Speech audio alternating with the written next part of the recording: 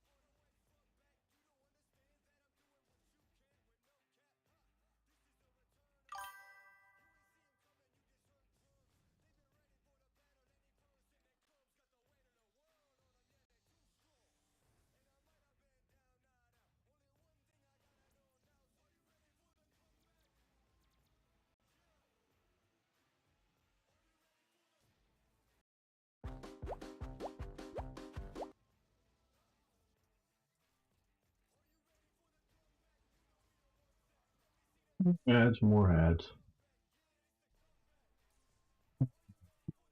Green here.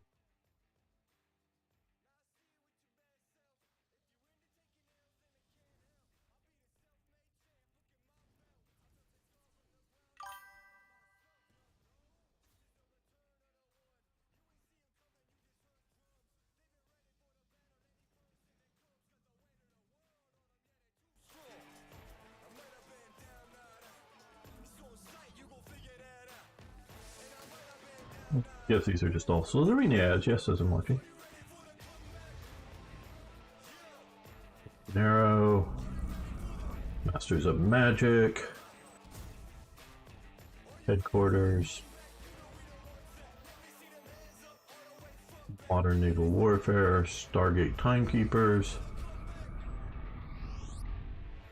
I don't like the music. I don't like the music at all. Live from the Grand Canal And that's markup. in Venice, Slitherine is proud to present Home of Wargamers Live. Hello, everyone. We're live from Venice. It's a pretty exciting moment for us. We are live from one of the most beautiful cities in the world, and as they say here, ciao to everyone. We are going to have a pretty intense 3 hours of live streaming.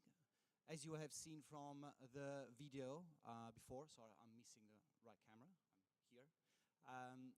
As we have seen in this recap video, we started quite a long time ago. It's been like 22 years now, and we have quite a lot in house for the future. And this is what we want to talk about now. We're going to talk about the future. The future for us is full of very big releases. We want to make sure that today is about these future releases. We have been Anyone really has sound issues? Let me know. good time and looking at the past and how far we've come and so on. We're now in a position to say, let's look ahead and see what happens tomorrow for us. And tomorrow is full of big releases. Today we have 3 hours of live stream where we are going to sort of focus on 4/5 of these releases. 2 of these you have never heard about. 3 of these you actually know about, and these are Master of Magic, Starship Troopers, Terran Command, and Stargate Timekeepers. We have, so how it's all going to work? First of all, we have a live audience, which is made of internal staff of the company. We are all here in Venice for an offsite, so it was a good opportunity for us to do a live event whilst everyone was here. So it's everyone from production, everyone Hey, from Lumberer. operations, and we've got developers, Don't think programmers, that's a funny name. How you doing? and more. And also, we have the producers, and they are the ones that are better suited to Thanks for stopping our by. games. So Master of Magic, Starship Troopers, and Stargate will have live on stage a producer addressing questions from the audience and so on. The other thing we've got is 2 unannounced games, and we have more. We have other announcements that on things that you might not expect from us. So I'm pretty excited about this. It's a great moment for us, and it's great that we are live on a stage from a beautiful city. We're able to bring all of our kids here, and so before we go into the games, I'd like to welcome on stage Julia, who is going to help me do this. Hello. Hi, Julia. Hi, Marco. We're going to have this conversation together. Basically, it's a live event we're going to host together. Julia, as you know, is the face of our website and our social media. Yeah, you try to. Our social media and right. So, Julia, we can expect a lot from today, but you want to sort of start by saying a few things to our viewers and followers. Of course. First of all, welcome everybody.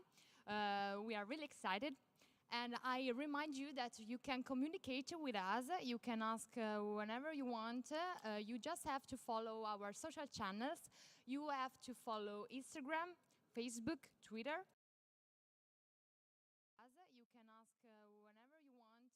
You just have to follow our social channels. You have to follow Instagram, Facebook, Twitter. Past days. And the questions we won't be able to answer, we will answer in the tea time, of course. Yeah. It's almost going to be like a place where you can ask any question. Yeah. So make sure you do this. You interact with us. We already stored some questions, but some of the stuff we are going to pick up live and make sure that we address and answer, during the live streams. So I can see some people far on the back that are already ready to do their bit. But before we get to that point, I have to remember our hashtag. The hashtag. I have to. Sorry, our hashtag is HowLive2022. So write it down, remember it, and use it on your social channels to speak about our live. Yeah. One other thing I wanted to say, I'm going to say more during this Hello, Ari. is that we're going to have a lot of How are you doing today? Twitch channels hosting us and co-hosting us. Yeah. So I want And to yes, thank we them will all. be giving away a few games. Thank you for Thank you your very much. support. And Harry and Lum, if you're the only two hanging out here, you'll have a very good chance of getting a game. Viewers and followers' eyes. Yeah. The first game that we are going to see today is Master of Magic. Then we're going to do. So this is going to be taking quite a lot of time.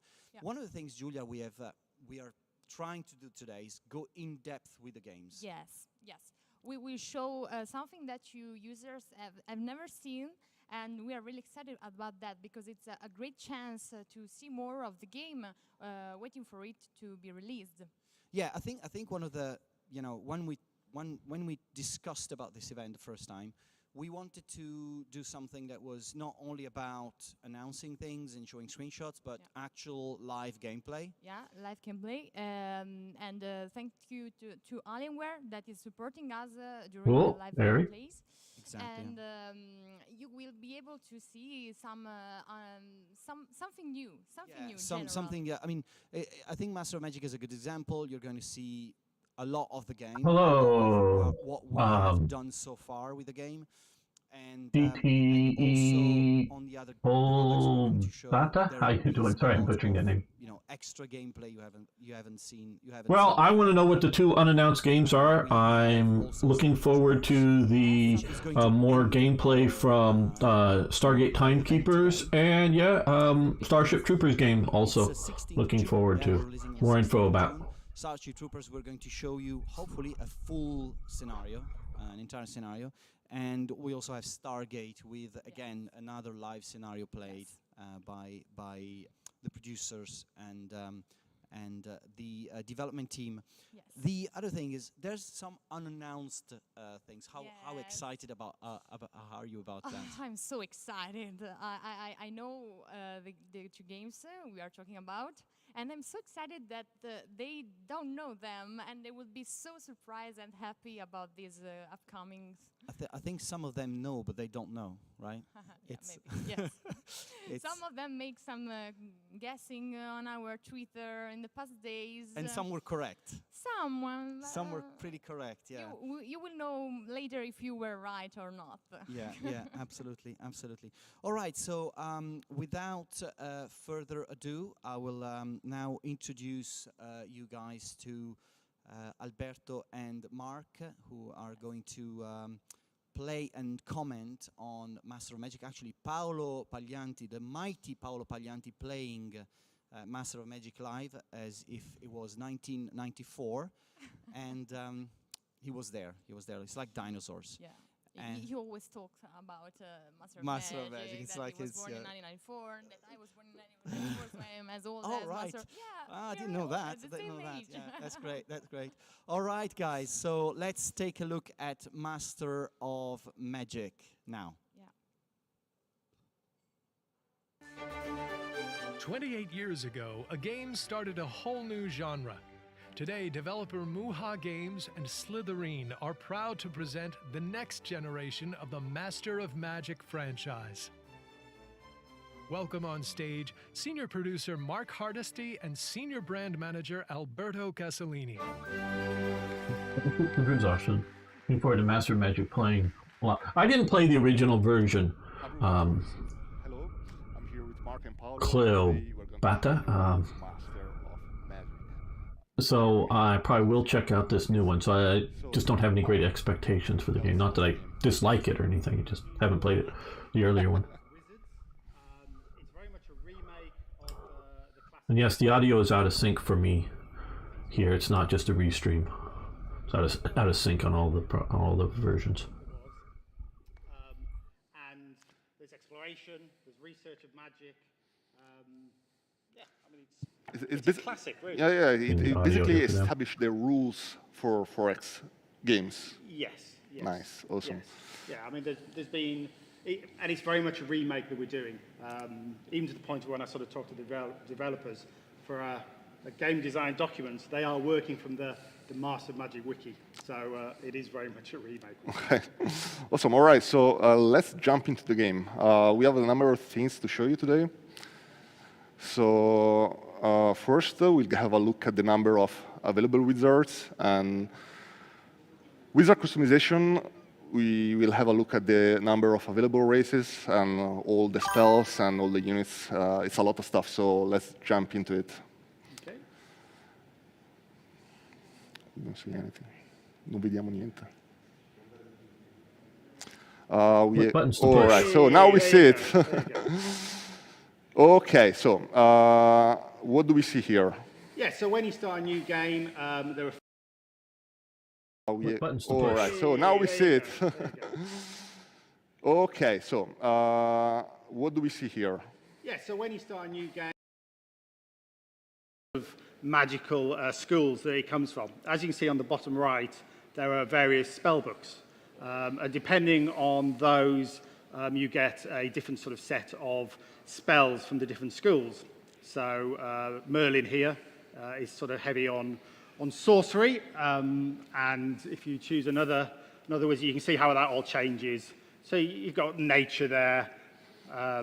Yeah, there are dark wizards. that Well, sort of Ari, do I chaos. was planning to Death. wait a bit, and there ones that are more life-based as well. see who's still watching at a depending on who particular you time, choose, and it's then different, pick different from gaming there. And then I was going experiences. You have a whole different set of spells. give the Also, person who wins each wizard the, behaves according to a different personality. So, of course, for the instance, stinky, Ariel it will will be behave stinky. differently, diplomatically. So no need should to be like possibly be the first one, more but keen on gotta collaborating indicate with you're other still wizards, watching. while others more Yeah, there are more evil more. inclined wizards will be a bit more nasty. There are more warlike wizards. Yeah. Yes. Yeah. I mean, within the game. And then we'll see how many there's, people there's up to respond, 5 and then of I'll the see wizards, the the sort of you're how I playing. want to give it away. So yeah, I don't know. you We don't can have the play official them off rules. each other, or play according to their traits, really. As we can see, there's a bit of a makeover. Anybody who knows the original game and what they looked like before, they look a lot prettier now. But they do have that kind of core of what they were. All right, so there is a wizard customization screen if you want to make your own wizard. As you can see here, we can enter our name. All right, perfect. Yeah. What do we see here, Mark? So this is where you pick your trait in magic. Yes. You have a number of points that you can spend on either spells and spell books or on traits. Now, a trait will be things like if you're charismatic, you may get more heroes coming towards you, kind of coming to work for you. And also, you can, if you have too many traits, you have less spell books available. Yeah. So it's a bit of a sort of balance between what you want, how you want to play. Yeah. There are certain traits, for example, like Mirren. We have a couple of planes that the game is played on, and if you're Mirren, it allows you to choose additional races that we'll sort of get to in a bit. You know, you could play where you have no traits and you just have a large proportion of spells, or you can have more traits. And again, it's customization. It's giving you a different game depending on how you sort of customize it as well. You have no traits. We'll have a more thorough look at spells later, but it should be noted that after you start the game, you can always research new spells. So, yeah, let's continue. So yeah, the next thing is actually choosing the spells you're going into. So because we've picked Death and Chaos spells, they're quite dark spells that Paolo's chosen. So you can, you start with any kind of common spells, and depending on how many books you've brought in, you might have, you could have a large range of different schools of magic. Yeah. So you can, for example, you may have only 2 spells from Death you can choose, but here we have more spells that are actually available. Awesome. Yeah, and there are over 200 spells in the game. That's a lot of spells. Yeah, and they're all unique. They are fairly unique, and you know they're not variations of the same spell. They're just completely different spells. They are, yes. Yeah. I mean, the developers, Muha Games, who we should really talk about, they're constantly saying how unique they are, which means that each one is kind of coded separately. Yeah, so you choose the spells, and then when you're happy with that, we go to the race screen. Yes. So when you start a game, you start with a race. And good shot of the monitor in front of the first Paolo's few face. sort of minutes of the game will be sort of basically this race that you're sort of starting with. But as you meet new settlements and either, I say befriend them, probably attack and take over the settlements, you then get those races that you found that you can start kind of creating units and managing the towns there. As you can sort of see, the screen's split between Arcanus on the left and Mirren on the right. Arcanus is more the kind of a natural world, where Mirren is more sort of darker, magic-ridden world. So you get like the darker elves and the sort of the beastmen and the draconians sort of in Mirren. Each race is very different. You obviously have different units, you have different abilities, you have different buildings. Certain races, like the halflings, only have a few buildings that you build and a few units that you can kind of create, whereas the orcs and the high men, they have a very long kind of construction tree where you're building a lot more kind of complex units. Literally, I know the high elves are like, the high men are sort of 3 times more unit types than the halflings, for example. Yeah, that's very important. Yeah. It should be noted that the race you start with is not necessarily the only race you will play with during your campaign. As you conquer more settlements, you can acquire subjects from different races. So by end game, you might be leading a coalition of high elves, high men, lizardmen, nomads, orcs, halflings. There's really a lot that you can do. Also, you mentioned Arcanus and Mirren. It should be noted that these 2 worlds coexist on different planes. During a normal playthrough, you can switch from one plane to another. There are certain ways that you can use to travel from Arcanus to Mirren and vice versa, including spells and magical gates. But yeah, we'll get to that. But yeah, I just wanted to mention that basically you will need to to establish a presence in both worlds. So Master Magic really plays on two different maps. That's right, yeah. All right. I just want to say before we go from the races, you know, they do play differently. I've been playing, we're at beta at the moment with the game, and I've been playing for a number of months, and I still haven't played every combination. And there are certain races I'm not starting with. So there's a lot in there, and you know, depending on the kind of your wizard and the races you choose, it's a very different starting position. And depending on the race you choose, the abilities are very different. Like the Clacons, which are kind of this lizard insect type race, they produce units very quickly and they sort of spread very quickly. Whereas the Highmen, it's a much slower kind of building up, but they're a stronger unit as you get through. Yes. So again, there's different play styles that you sort of get. But yeah, as you can already see, there's a lot of variety in Master Magic. You can choose 14 different wizards, 14 different races, 200 different spells. We see later that there are almost 200 different unit types. There are, yes. So many dozens of different magical items that you can also craft new ones. So there are really endless possibilities. So, all right, enough of our Just to introduction. give We have prepared viewers here a bit of an you. update. So there is this sort of advanced. The next thing is going to be an unannounced game after this, and then a brief recap, setting, then Stargate Timekeepers, sampled a few cities, in a few armies, approximately 40 minutes from now. Mark, actually, you did the save game. Yeah, I can say. So I chose Merlin. Unannounced game, and then sort of classic Merlin, Starship Troopers mission I chose half thing. So just give you an idea of what's coming up kind of time-wise. 180, 200, around that sort of period. Maybe an hour and a half, 2 hours of play. So that's kind of the world we're sort of going in with. So you start with a main settlement, which is centered when we first go in there. So this was a halfling settlement. And this is the world. You know, you can sort of zoom in, you can zoom out. And this is Arcanus, sorry, right? This is Arcanus, okay, perfect. yeah. So, yeah, it's very green and, yeah. I mean, there were different types of biomes that you sort of see there, from sort of tundra and green and wooded areas and mountains and volcanoes, and a lot of water as well. Awesome. There's a fog of war. You can see the clouds as you explore. Usual thing, you know, you kind of clear and explore. As you have units or settlements, they stay clear. Okay. If you move through a piece and then there's a slight of graying to that. So, okay. Yeah. So going back to this that. is the city story. There's some town names that we've got in. I just want to say, we went initially with the original Master Magic town names, but there were places like Coventry and Birmingham, many places that I lived in, which was as far away from fantasy as possible. So the dev team have gone in and tweaked them slightly for some of those. Yeah, there are tons of different subtle differences compared to the original Master Magic.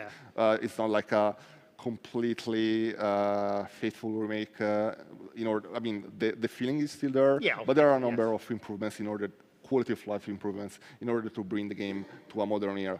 Yeah. So this is the city view. We have two city views. We've got the kind of 3D.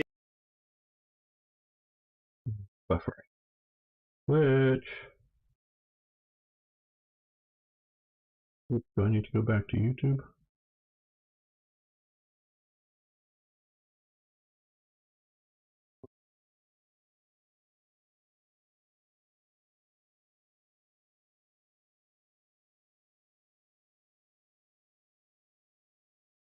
Built a little bit of information of all the buildings too, and it allows you, as you're sort of searching the worlds, as you select on an opponent settlement, you can also sort of see which buildings they've sort of got in there in detail.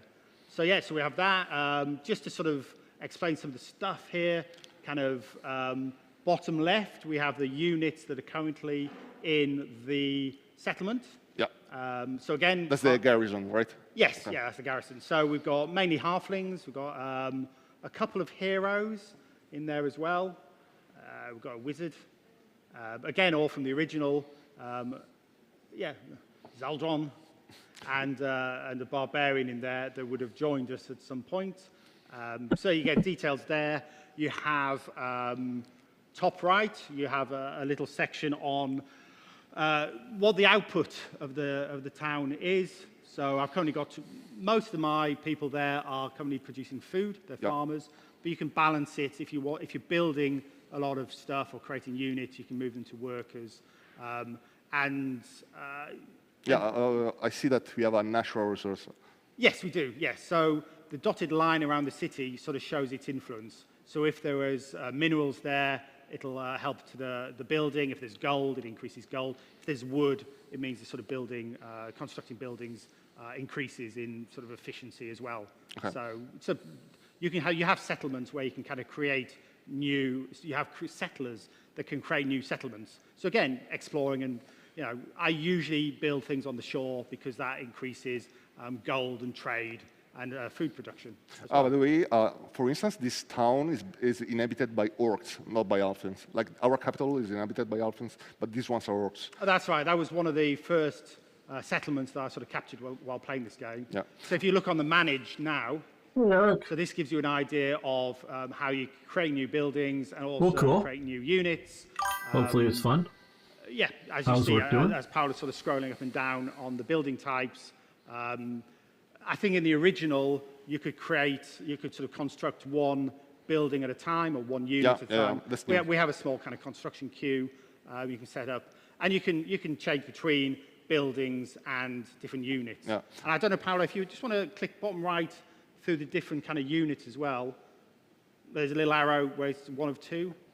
More to the right, under the units list. Yes. Just to show there's kind of more orc units that you can get there. Yeah. Since this is an orcish town, it totally makes sense that you can only produce orcish units. Orcs, yes. Yeah. That's true. Yeah. Also, as Mark mentioned, the construction queue is entirely new. It wasn't in the original Mass of Magic. It's one of those quality of life improvements since the original. Yeah, that's right. All right. So since we were discussing units, let's have a look at the army management screen, and maybe let's try to explore the map a bit, shall we? Yeah, sure. Yeah. So in the top right there are a number of screens. You can go to the army screen. We're getting more customers because we see all the armies that we have. We can kind of go into each unit and sort of get some detail about them. We also have the heroes, and if we find artifacts, we can then assign artifacts to those heroes. I don't think in this one we have any artifacts assigned to them at the moment. Maybe we'll get more once we fight some battles, but we'll get to that, yeah. What's that unit I see on Army 4? That's very interesting. So Paolo, can we have a look at it? Oh, that's a cockatrice. Yeah, it appears to be so, Harry. Like I said earlier, I have not played the original, so this is looking very good to me, actually better than I was anticipating. Fantastic creatures. They fly quite quick, which means big classic over Dungeons and Dragons fan. Mountains is quite so and this is sort of has that feel to me. These to sort of so yeah, and I think these looking ones more are actually forward to it than I had been before. Wizards settlement as I was sort of playing that. Yeah, just like Stargate, there are so many units in the game. I believe you told me earlier there are almost 200 units. Unique type of units. I want to say 196. That's very precise. I'm quite happy for the developers to say if I'm wrong. Yes, there's 196. Nice. Give or take, sort of different units in there. I also wanted to mention that many strategy games have variations of the same units, but with Master Magic they're really, really different and diverse, and each unit type has its own particularities and characteristics and special traits. They're really unique and they feel differently on the battlefield. That's true, yes. And especially when you come to the heroes as well, because you have heroes who have, I don't know if you can select the. Yes, can we see one hero in Army 1? So there's the.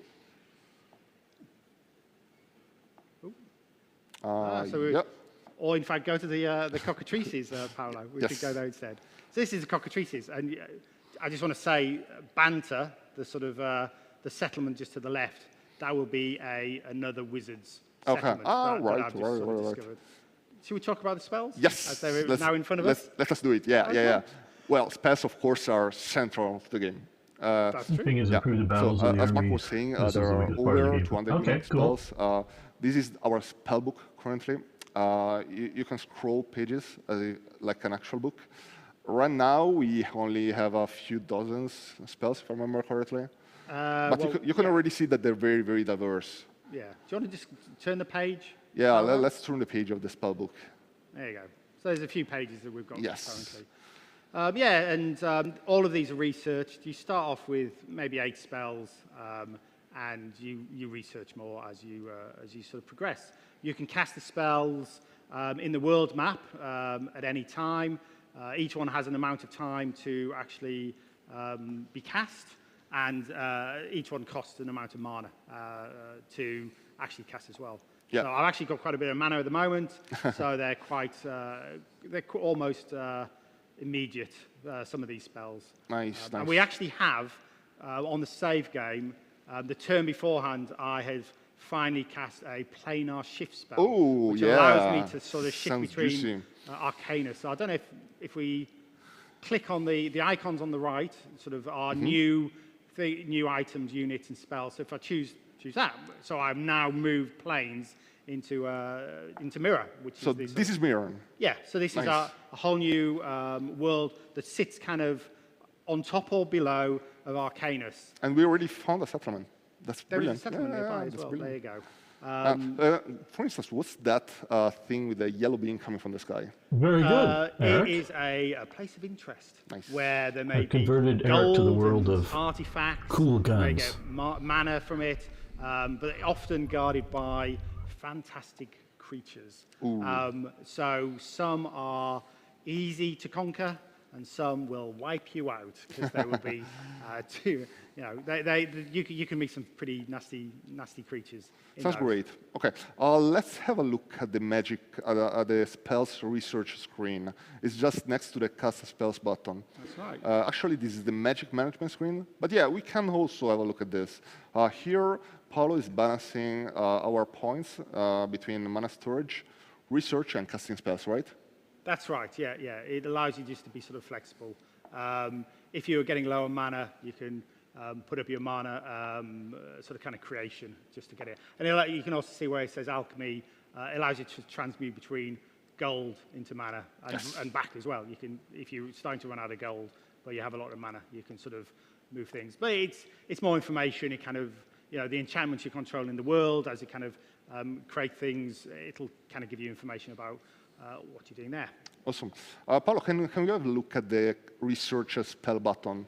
It's on the top, just next to the cast spell button. Top center. Top center. No, that's the magic screen. There we go. Oh, nice. Yeah, so this is the spells. So currently I was researching a summoning circle, which allows me to, when I cast a summon spell, a summon smell maybe, a summon spell. That could be a spell of its own, right? It could be, yes. Yeah.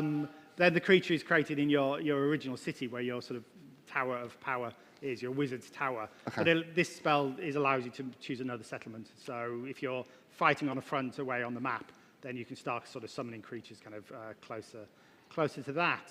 Okay. But as a spell is researched, a new spell comes in that you can choose. One of the ways of winning, there's obviously other wizards that if you defeat them all, you become the master of magic. But there is a spell which is sort of the spell of mastery. And if you can finally research that and cast it, and it triggers after a number of turns, yeah, you are the master of magic. Yeah, but I think that when you try to do that, the other wizards won't be too happy. They will try and sort of stop you from doing that. Yeah. Okay. Yeah. Actually, let's have a look at diplomacy. A very quick look, because after that we want to get into tactical battles. So, Paolo, can you click on the diplomacy screen? No, it's the other button. So it's the one top right. In about 10 minutes, they'll get to the supposed to get to the unannounced game. First unannounced game. All right. Yeah, so the diplomacy screen, say there are 4 other wizards in the world. You can trade with them, you can form treaties, or you can go to war with them. Yes. Depending on how you play in the world, if you attack Tauron, for example, he will come and say, I am at war with you. And you can go back and try to sort of make peace with him, and he'll probably tell you. Also, you can exchange spells. You can trade, yeah, you can. Yeah, let's try.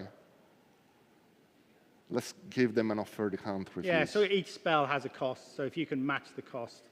Yeah, we are matching it. So Yeah. let's try to click and confirm. There we go. So we have 2 new spells. The name Yeah, of so That's that was great. a pretty Oh, good something spell. interesting. All right, so now I think, well... No, by I the way, don't know want what to mention the something. unannounced games You are might going to have be. noticed there are some placeholder texts. I Of think course, one of the them may be a game has historical just game. I entered think he Split Up. said that, So or Paolo said that, we're not Paolo, ready to Marco release in a yet, of stream or course. two It ago. will take many, many months. But I'm not sure. We're just starting to get a lot of awesome feedback from players. In case you want to give us some feedback and help us with developing the game, you can still apply, and we will add more people in the beta as we proceed with the beta. That's true, yeah. All right, so now we have another save game, because we, of course, want to show you tactical battles as Oh, well. well, Lone Striker says he went and rewatched the intro stream now that we had a are bunch of games, and I resuming wasn't the watching carefully. It says that it may be a And game, we will Field of load Glory, the, Medieval battle Kingdoms. that we have prepared. Maybe so what coming. Can you tell us? Yes, so this is, it's a little bit after the game we were just seeing there. There's a couple of battles we could go into. He's trying to say when that, you actually go into a battle, when you're attacked, Cool. when you attack, when a settlement attacked, or when Called you attack a Dronga settlement. too, but has a different name. I don't you have know. 2 options. Don't know you if can he's have your familiar, messing with us or not. which every wizard has a specific familiar, who will do the battle for you. And it's very much a kind of instant auto battle. And there'll be So information. yeah, sort of I know saying, Marco said he's you know, not working on it, so I 100% think he's victory pulling our leg. or 30% Especially with victory. the- So you have to kind of make a choice of know how whether you pronounce this. you want to do the battle or not, or whether you want to do the auto battle Well, or not. But you Dronga also have the too. option of going It's in a- and doing the battle So I by don't think yourself, so. which is what I That's think why we will be doing here. That. Okay. So now we are the word screen, and we are going Hey, to Freak Surgeon. order We're one watching Home of the army to Wargamers, another. the sort So of if you live just go up a little event bit, by Paolo, Slitherine on upcoming games. and to And the right a little bit. if you keep hanging There out, we you'll go. have we a go. chance, a We've good got chance to policemen, win a free game. I'm going to be giving and away there's a place a of few. interest. So if we Here. move the turn, actually, My let's go friend? to the next Yes, we need to skip turn. Maybe show a new turn. I mean, Flashpoint the campaign. game It would is be- turn-based. Yeah, I don't know. We probably I haven't said think turn-based Marco so said a far. while ago one I mean, was going to be a I would historical-based hope that game. it's pretty self-evident, but Yeah. yeah, So you I know, actually. don't know. So at the end of each turn, We'll get, like I say, in about you know, the 6 opponent minutes or is, so, we sort should of, be getting, moving their units, and as according you to can the see, schedule, turn whether they stick to the 372 schedule or not, I don't know. So this is a place We'll of talk interest. about one of the Arcades unannounced can be a games. shelter for the elements, but some may hide a beast lair. So we don't know what's in there at the moment. Now we do. Right, now we do. So we've got cockatrice. It's very Oh yeah, bear that's the heavy. unit we were talking about earlier. Yeah, yeah. We've got some sprites, which are kind of little fairy creatures. And on the right-hand side is our unit. So this is a beastman. So Yes. in the game, I discovered some beastman settlements, which I've sort of taken over and started kind of creating various beast units. So we've got, I mean, if you right-click on those units, actually, Paolo, you can see some details. So I've got one beastman magician. I think there's 2 beastman shaman, manticore. And with these units, so the beastman magician, for example, if you kind of find him, he has his own spell book. So he has specific spells that you can kind Well, of... the priests also do have some spells of their own. Yes. So, yeah. for instance, the priests are We're healers. looking at while the Masters of Magic right wizards now, will a use offensive remake of, I spells. guess, the Also, classic version of the game, which I had not wizard, the played. protagonists of the And game this can is also use coming their own spells to influence soon, the outcome of TM. a specific battle, as well as on the world map. That's right. Uh, So our familiar is saying there's a 80% chance we're going to win. Yes. But Yeah. let's So see. that's like an auto-resolve Yeah. button. Yeah. Let's see if we can not do worse than Yes. that. Yes. Yeah, Let's okay. try. So let's command the battle personally. Well, Paolo will. We will just command. We will command Paolo. Yes. So as you're attacking, the opponent has the first go. You have 50 turns in a battle. As you can see, turn 0 of 50. So, some of the options you can see. What do you think our strategy should be? Because we only have like 1 melee unit, and the other ones are pretty ranged. Well, we've got the Minotaurs, which are pretty. They've got sort of like special shield abilities. So you get them at the front. Catapult and the. Oh, wait. Sorry. Paolo is about to cast one spell. So Oh, okay. Oh, a fireball. Yeah. He probably was, yeah. He took our advice when we were saying that we should use spells in order to win this battle. Okay, yeah, those sprites are actually quite nasty. I mean, earlier when we were trying the game, they were pretty squishy and... The sprites will sit at the back and just keep firing. Yeah, it's best to take them out earlier. Yeah. That's some heavy fire. I think Paolo just wants to take care of the sprites as soon as he can. So some of the options here, you can obviously see the details of the units on the left and right-hand side, which gives you more information about sort of the health and the strength of each one. So now Paolo is using Stone Skin in order to buff one of his units. In this case, the Minotaurs. So they are now buffed. They're more resistant to enemy blows. And time to get in the thick of the fight. You know, the Manticores. So yeah, so some of the other elements, like in the top middle, we have a battle report, which kind of sort of says what's going on. We have, on the right, we have autoplay. So when it's your turn, you can switch on autoplay, and the AI will play for you. Hello, and we have Giannossi. How you doing? So if you want to see what's going on, but actually ×4 speed. Yes, okay. The in about great. Now let's see what Paul is just doing. A few minutes. The schedule is we'll be talking about an unannounced game. Then powers. About 20 minutes after that, it should be Stargate Timekeepers. Yeah. Then some other Slitherine news. Then after at 15:50 your time, should be another unannounced game, because I get the times English times here. And at 16:20 should be Starship Troopers Exurgent. Left corner. You can see their level and their experience that they accumulated. So you about really 20 minutes or so, I'll give away the first game. If you can. You don't have to, of course, but it's generally sensible to do. That's true. Which will be I don't know if you want to which will be on here and just let either Panzer Corps 2, there we go. Warhammer 40k Gladius, or Warhammer 40k Battle Sector, or Order of Battle, the Allies Defiant DLC. So I'll be giving away. Have a drink now, Paolo. Good to hear. Good to hear. You're doing great. Be giving away one of those, and it may be the pick of the AI in wins. autoplay will cast spells for the player as well. So it does use mana as well. Hang around. When the time comes. The best thing to win. Cool, Eric. I know you may have to go back to work. Done with the AI. 2 bears left, I think, to sort of take out. Let's just give them a little blat. I really like how they really shoot from afar. Range units in this game seem pretty powerful. And you can zoom in as well. I don't know, Paolo, if you want to just, because I think you've been sort of zoomed out for most of that. Yeah, so there's only one bear left. Ooh, what's that? I think he probably either healed. Yes, I think so. There was a buff of some kind. Yeah. And there we go, victory. So we got a victory. So this is the victory screen, and this is what you gain if you win a battle. In this case, we gain some gold, we gain some mana. There's a new item, a chainmail, nice. So that's the artifact you were talking about. Yeah, so that means you can assign that to one of your heroes. So as you get these sort of these places, there's artifacts, there's mana, there's rings, there's weapons, there's staffs, there's boots. There are a lot of artifacts in the game, and I can't remember exactly, but there's a ridiculous amount. And later spells allow you to craft your own artifacts as well, depending on how much mana you want to sort of spend on them. All right, that's cool, awesome. Oh, here's another battle. Well, let's have a very quick look. I think we only have a few minutes left, so just enter the battle, Paolo, and then we'll switch to a very nice surprise that we have for you. But yeah, let's have a look at this. Yeah. So I guess we're going. This is a. Oh, that was awesome. He wasn't feeling like fighting the actual battle. So. Okay. But yeah, we won again. So another item, unit abilities. That's really, really powerful. Well, I mean, those are neutral armies, so. Generally, it's not really hard to wipe them out. I mean, it really depends, but what you should be worried about are other wizards. They're your competitors, they're your rivals. Yes, that's true, yeah. I mean, it's kind of,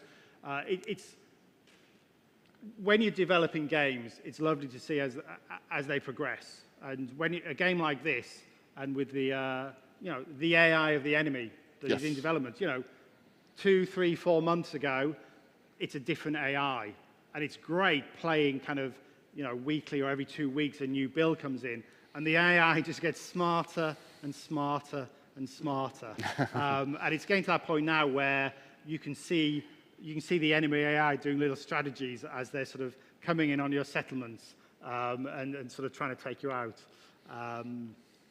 It's quite nice. So yeah, I mean, what we're seeing where we were just there are a number of wizard settlements. This is, I think, are these clacons? Yes, they are. Do you want to just tap on Tarul up there? So this was another one of the settlements. So I think we've got kind of, this is my stag beetle factory, basically. I was just like mass-producing stag beetles. By the way, I really love the Unity illustrations. They are so cool. They're amazing. I love it. Yeah. OK, so now we are about to run out of time, but first we have a special video from you. It's a video from the developers of Wargames. It's a team composed of 6 people, and they have a very special message for you. So let's watch it. Hi, I'm Yuki from Muha Games, and we're the studio responsible for the Master of Magic remake.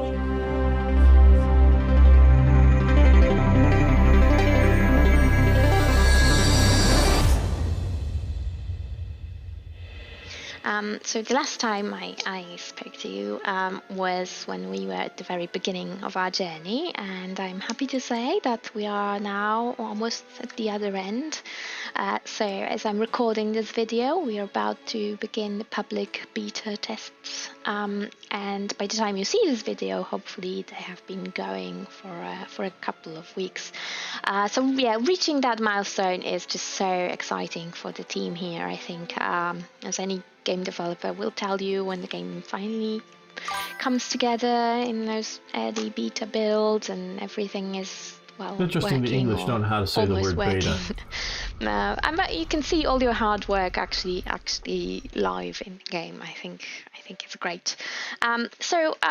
We've been doing a series of development diaries over the last 10 months, and in the last one we've actually asked a couple of internal Q&A questions just to let people know how we are feeling or how we have been doing in developing Master of Magic. Beta. So I'll just give you a quick recap on those questions now. So one of the questions I asked was, what was the one thing that we most enjoyed so far working on Master of Magic? And the other one was, what was the most challenging thing we've found working on Master of Magic so far? I would say that the thing that we've enjoyed most and that we are still enjoying it wraps up is at delving into a very 1700 complex world that is just magical.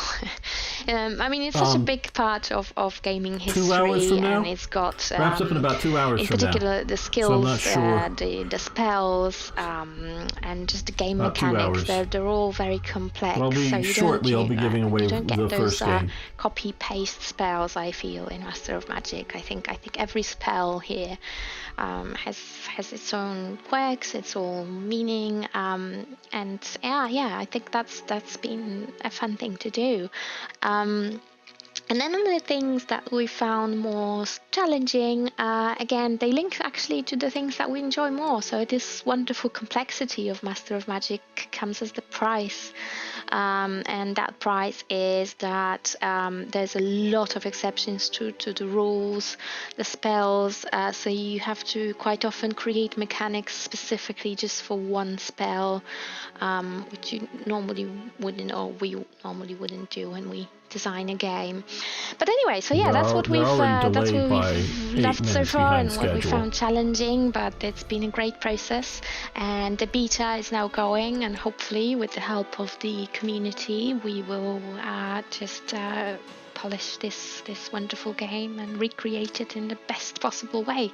So thank you for everyone who has applied and will be testing our game, and for those of you who didn't want to get in or couldn't apply, I hope to see you guys in early autumn when we hope to release the game. So thanks very much for listening to me, and bye.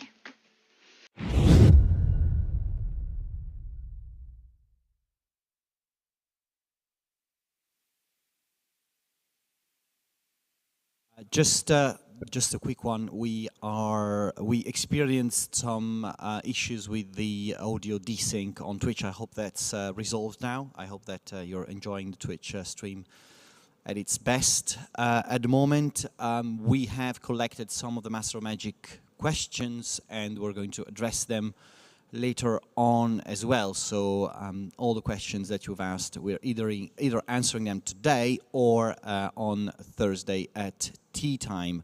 But I'm here also to announce something new. So before I announce something new, let's take a look at a brief teaser trailer. I forget which one you're talking about. Give me a science fiction, history, World War II. You give me a. Okay, so it does look like it's going to be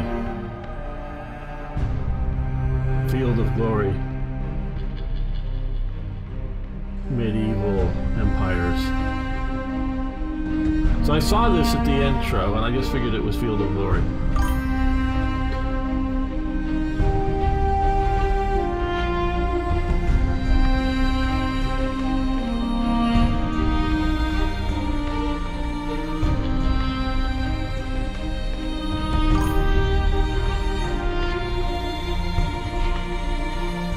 This is Field of Glory Empires.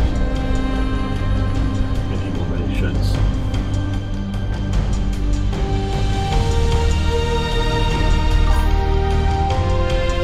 What is sci-fi? Science fiction?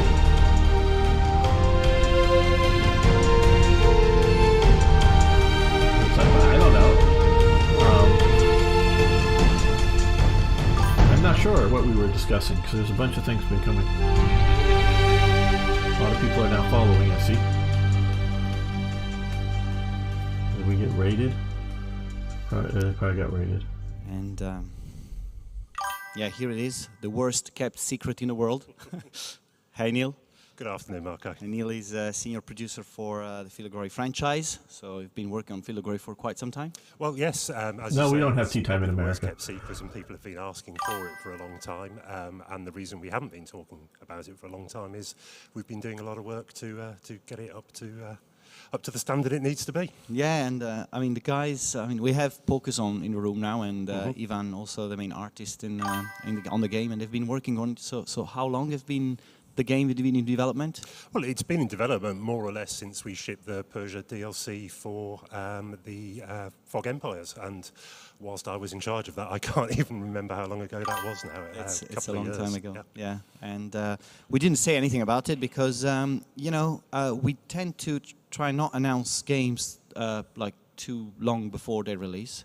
Now we have an idea of when the game's going beta and so on, so it's a moment to announce it. It is the right moment to announce it. We threw all of our tea off of those ships in Boston and gave it up at that point. We didn't just want to take empires and move the story a few hundred years on. We've thought about what that would actually mean and how that would affect gameplay. For example, we now have Europe is split into many more smaller states, so we have a lot more factions that you can control at the start. Those look like a spam bots that are showing up here. I think you can because they're all.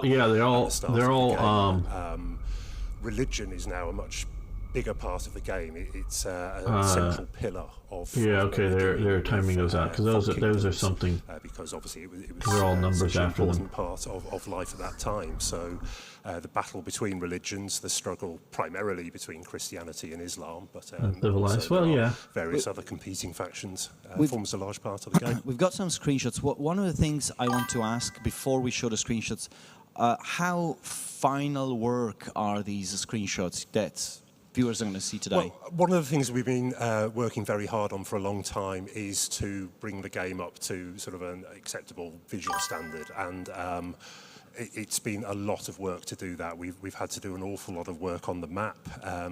Ivan in particular has been working very hard on the UI to give it the more medieval look and feel, to tie in, reflect what we did with the Fog Medieval game, to take our cues from medieval art. So the map is definitely taking shape. I don't think it's finished yet, but certainly we've got a video of the map. It's just a small video, or some of the screenshots are showing the map as well. So might be good to sort of start showing. Yeah, no, I'm looking forward to this. I don't think we're going to comment on anything specific about screenshots we're going to see, but we want to sort of delve into, you know, how the game is structured, you know, what people can expect from the game.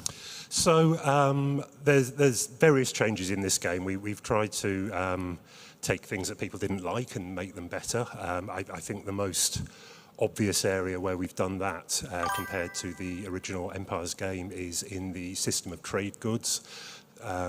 So no longer will one mine supply sort of all of Western Europe, all of your territories. To see you when you get back. Don't get bogged down in micromanagement, but it makes a bit more sense.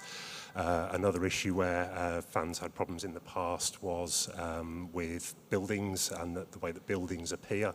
You can now choose a building. After this segment, I'll give away the first of the games. It will cost you some of your authority points. Somebody who's still in chat at the point. Authority is the replacement that we have for the culture and decadence ratings, which was very well received in the previous game, a mechanism to stop the game snowballing, which is often a problem in 4X games. The closer you get to the end, the more powerful you are, or the more hopeless your case is. Empires worked very well in trying to curtail that, and we've built a lot on that in terms of how we make that look yes, yes, either chat. Yeah, come on. Either chat. Go full screen with these screenshots if we can. That would make people happy, because I don't think our faces are. I would certainly agree with that, and I'm sure many people out there would. One thing I want to ask was campaigns. I mean, a lot of people will ask, you know, well, I guess we know what the standard questions are for these sort of games. So how will the game be shipped with campaigns, and how that will be The game will ship with campaigns, yes, and it will be more than Empires again. So we will have the main scenario, which will be the main huge scenario that we have. We will have. We've had sandwiches for a long time, but we don't cut the crust off and put them into little small squares or triangles. We just have them, you know, you can full see the 2 screens pieces here, of bread. brighter, more colourful, more influenced by painting and sort of medieval artwork style. You've seen the brightness of colours in the central map we have. Yes, here, I've had tea in Britain a fair number of times. And in the intro movie that we showed, which will be a lot of the UI will reflect that look and feel as well. It does look like, you know, that it's taking a big step forwards from a visual perspective. Definitely, yes. I'm very pleased with the way it's looking, and there's been a lot of not only artwork but technical work that's gone into this. There we are. Yes, there's been an awful lot of work going into making this happen. We can see various small kingdoms around France. In fact, France is so small you can barely see it on the map at this point. And a lot of programming work has gone into any of those competing small kingdoms within France can eventually rise to unify France. So you can you can take Aquitaine or Poitou or Normandy or wherever and end up ruling all of France and unifying France and under your control. Here's Venice. Here's Venice. What better place to be? Venice was almost at the peak of its powers when the game starts. As with Fog Medieval, the game starts after the Great Schism between the Eastern and Western Church in 1054. So yes, Venice was like back in the 90s. Am I mistaken or something like that? Lucky enough to sail past the Arsenale last night, which will be featuring in this game as well. It will be a very powerful building if you can rise as Venice to build the Arsenale. One of the things we were discussing earlier was this concept of, you know, rise and fall and legacy you have to bring forwards, and this was already introduced in Empires, but now, you know, we're taking a further step There's forward. a lot more work being done on this. So the way that you grow, become more powerful, conquering territory is a lot more important than it was in the original game. I'm pretty sure I played it There are many more criteria by which I think you design castles as part of it. There's a bunch at of the same time, really the more remember land you exactly control, the less which your one was authority which. is. So now you will have to split off control of various regions to vassals. And you need to keep an eye on them for their loyalty as well. At the same time, we have a system of inheritance and of bloodlines. So you would ideally look to pass on maybe rule over one of your vassal states to one of your children or an uncle and give them control. But you're never quite sure of their loyalty, of course. It's not like there's a number between 1 and 10 showing you their loyalty. So the tension between controlling territory and being able to manage all of the competing interests within that is going to be one of the central pillars of the game. One thing you mentioned earlier was pillars on what Empires was, and bringing these pillars to the next phase. I guess we're still talking WeGo, right? Absolutely WeGo, yes. I know we don't do so many WeGo games and that we would like to do more, but this is, yes, very much firmly a WeGo game. In terms of turn-by-turn gameplay, users won't notice any sort of any crazy changes. We're very much building on what we had with Empires already. It was well received. I think internally we always felt very pleased with how Empires was as a game. So we're not doing anything crazy. We go up to 16 players in multiplayer. So yeah, plenty of opportunity for challenge in there. Before we thank you and move to another one of your games. I'm a busy man this afternoon. and it's going to be me again on the other side of the room. But just quickly, when players are going to put their hands on a beta? We are hopeful that it will be early autumn. I'm actually sort of quickly doing a drawing. Not too far at all. I have a precise date in mind, but I'm not going to say it here on the screen. But early autumn, definitely. As I was saying earlier, a lot of work has been done in the background already. We've had somebody researching full-time on this for 6-7 months, which frees up the programming team, of course. Is anybody else watching either on free to concentrate on the gameplay? So a lot is in place now. Twitch or YouTube? A lot to Say happen, hi but now. I would hope early autumn we could start a beta. All right. Well, as my counter says, the other is Twitch. We have a. I'm also on Twitch. I think we've announced and said what we Technically, can I'm say also so on far. Facebook There's a lot more. There is a product really page going live on Steam today. So you're going to be in the drawing. Can on our site as well. You there. And I think all the third-party sites are also publishing the product, so they will be able to delve a little bit more into the details of what the features are. They'll be able to see all the information I've missed out today. You didn't miss anything. Come on. And we're going to have like 2 minutes to move to the other side of the room, so we better run. Race you. Yeah, cheers. Okay, let's do this and put it in there. Are you ready? So it's like on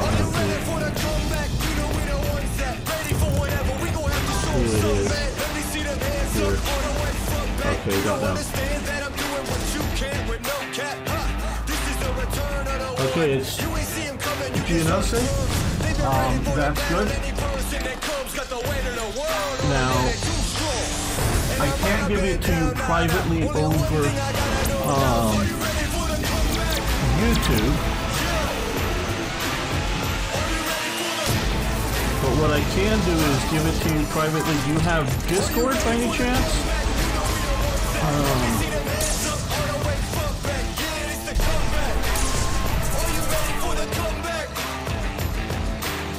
Now I see it with your bad self.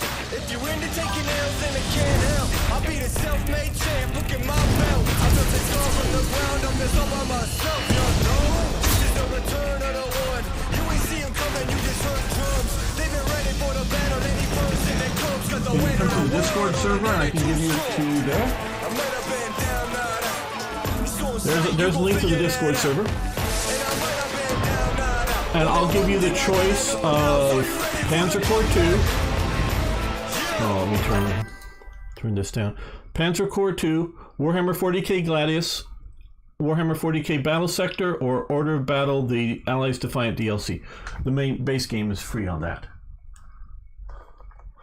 So, just come into the server, Discord server invite, come into the general room and say hi, and I will PM you the Steam code for one of those games.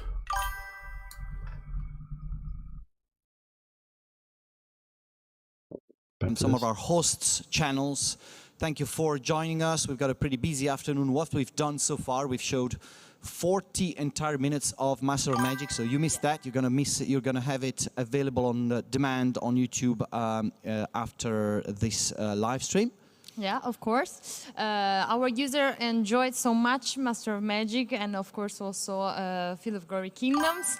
Many comments arrived, and you have time also now to make your questions about the upcoming games, also about the ones you already see, and we will answer later or in our tea time. Yeah, we'll answer questions all the time.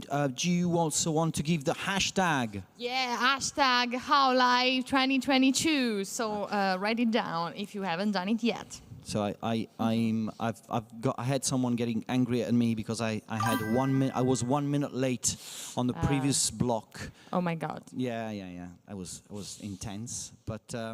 We now have, thank you for, this is a great thing. We're just showing this some cool Master of Magic screenshots. Yeah. You had some questions, right, that you wanted to answer? Yeah, I have some questions. I'm gonna to ask you one or two. Let's see what we can do. First question. Yeah.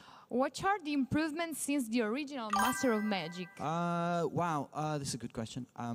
This is one for the developers, but I think I can answer this by saying that really what we're trying to do is take the original Master of Magic to the 21st century, so almost sort of copying what the game was in terms of gameplay and mechanics, but improve everything else that was, that needs an upgrading technology. So AI, pathfinding, stuff like,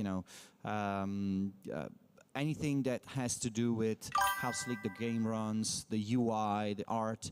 But the overall underarching game is really Master of Magic. So that's a cool part of it, really. What we're trying to do, this project is, with Muha Games, is really bring this gem back to the players in its original shape. Yeah, and it's really beautiful. I love the colors, graphic. It's amazing. Ooh, we've got somebody who wasn't supposed to be here now. You got other questions on Master of Magic? Master of Magic, for example, this is a question. Let's see if you can answer. How many spells are in Master of Magic? I can't answer these questions. I don't know anything about. I can. You know, I can. Okay, what is it? Over 200. You got numbers on there. Yeah. I asked to the developer before. Okay. That's why I know. That makes sense. And one more. Let's say one more. Let's say one more. Do you fight tactical battles in MOM? Yes, we do. Yeah, we actually showed the tactical battles earlier on. They're pretty much like another game in the game, I guess, where you really have to make your wise decisions and almost play a different role within the game itself. Yeah. And last question, maybe it's the more difficult. Let's see. I've got 30 seconds. Can we make it? It's only yes or no. Are console version coming? This console versions. We're thinking about it. Actually, it's not impossible. We've got a game that's not easy to port to consoles in the sense that it's got a pretty complex UI. So it's not a slam dunk, but we're definitely thinking about it. Okay, thank you. So. No problem. As I am doing this on the fly, I've got 5 seconds left. I'm going to move to the other room and play some Stargate with Neil. Yeah, go, fly away. See you.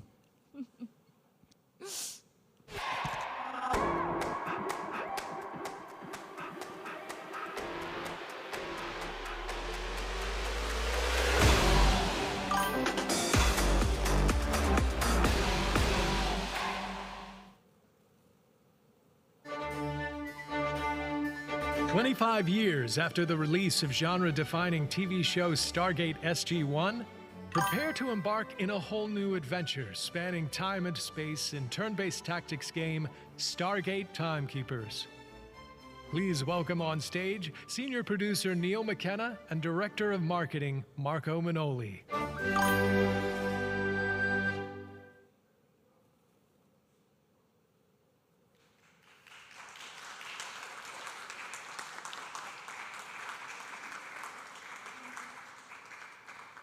Well, thank you very much, everyone. It looks like I did win the race after all.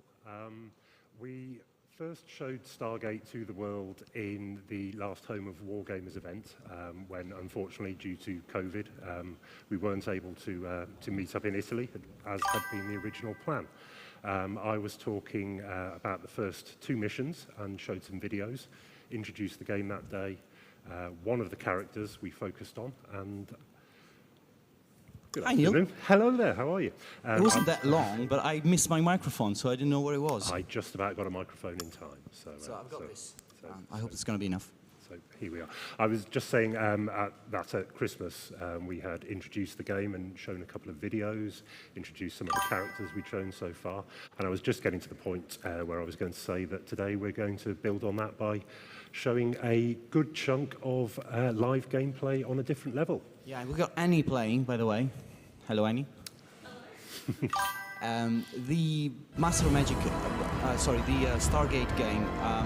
Before we jump in, I want to sort of get a step back and say, what did we, for anyone who didn't watch the stream on, was it December last year? It was December last year, yes. What did they miss, and you know, what are they going to see today? We showed an introduction to the Stargate game and the basic mechanics of the game, that it's a game with a lot of stealth mechanics in, where teamwork is essential. You control a number of different characters within the team. Teamwork is essential to solving the levels. It gave some flavour of what the levels felt like, that they were very different worlds. We showcased 2 very different planets that day, and the way you have to play very differently depending on the environment. How you would go around solving problems, the trade-off between stealthy approaches and violent approaches. And just a sort of a brief introduction to a couple of set pieces, I think it would be fair to say. Yeah, I think, okay, so that's as we jump into the game, I think that what we're going to... Okay, let's take a look at this cutscene here. That's how I first came into contact with Atha, a scout in the Hucktail Resistance. When did you first meet those? During a rescue mission in Moloch's domain. The Resistance planned to sabotage a barbaric ritual, the Ceremony of Fire. Did you plan to stop this ritual from happening? Not exactly. A direct assault on Moloch would have been unwise at that time. We wanted to save the prisoners by stealth. What was the plan? Our part was to get inside the camp, undercover. Up close, we could scan the appearance of one of Moloch's generals and use a mimetic device to take on a holographic disguise. That way, we wouldn't get hassled by the goons. The job required someone with both technical know-how and a flair for the dramatic. Luckily, our team included such a man, Sam Watson, our technical officer, old buddy of mine. Once inside, we do the same impersonation routine with a mimetic device on the High Priestess, Severta. She was conducting the ritual. With Sam acting as her, we could stall the proceedings while the kids were taken to safety. All right, what better introduction than this, I guess? Well, indeed, it's designed to be an introduction, after all. It does introduce, obviously, what you have to do in the level with a stealth game. It's vitally important that people understand fundamentally what they have to do. So we have a number of cutscenes throughout the game, and we also have audio introductions. One of the things we touched on at Christmas was how our game, which is telling a new story within the Stargate universe, still has a number of touch points with the original TV series. And I think today is another good example of that. Your mission here today is to stop a ceremony of fire, which does get referenced in the episode Birthright in I think Series 8 of the TV series. Moloch, the World System Lord who controls this planet, we're on planet Hacktill here, has decreed that all Jaffa girls should be burned alive because they are useless to him. Only men can fight, and thus the girls must be burned alive. It's therefore up to your Stargate team to stop this from happening. So this is basically you're scanning through the map to see what you have to do, and then going back to your starting point. Yes, they're big old maps, and Okay, surgeon. to understand. Hope to see you later. That lie ahead of you. Get whatever you need to get done. One of the challenges we had when we were working out what we were going to show today was how we were going to cram a whole level into a mere 45 minutes, as there simply isn't time realistically to play through. From These are start to pretty finish. big, yeah. So what are we seeing now? We are seeing the camp here. We're introducing 2 new characters today who are, we have Max, who is the sniper. Max Bolton is our sniper. He made a brief appearance at Christmas as one of the supporting characters. He has some typical sniper characteristics. He is very good at killing people from a long way away, which is vitally important for a sniper. Given that kind of role, he has very much the grizzled veteran about him, and the sort of the hard-bitten cynicism you would expect. He's also hooking up with his buddy Sam Watson today, who they were in our lore. They were originally army buddies together. Sam is a much more cunning character. He uses a number of technological tricks to be able to achieve his mission objectives. What we are seeing today is Sam and Max, great names indeed for gaming characters.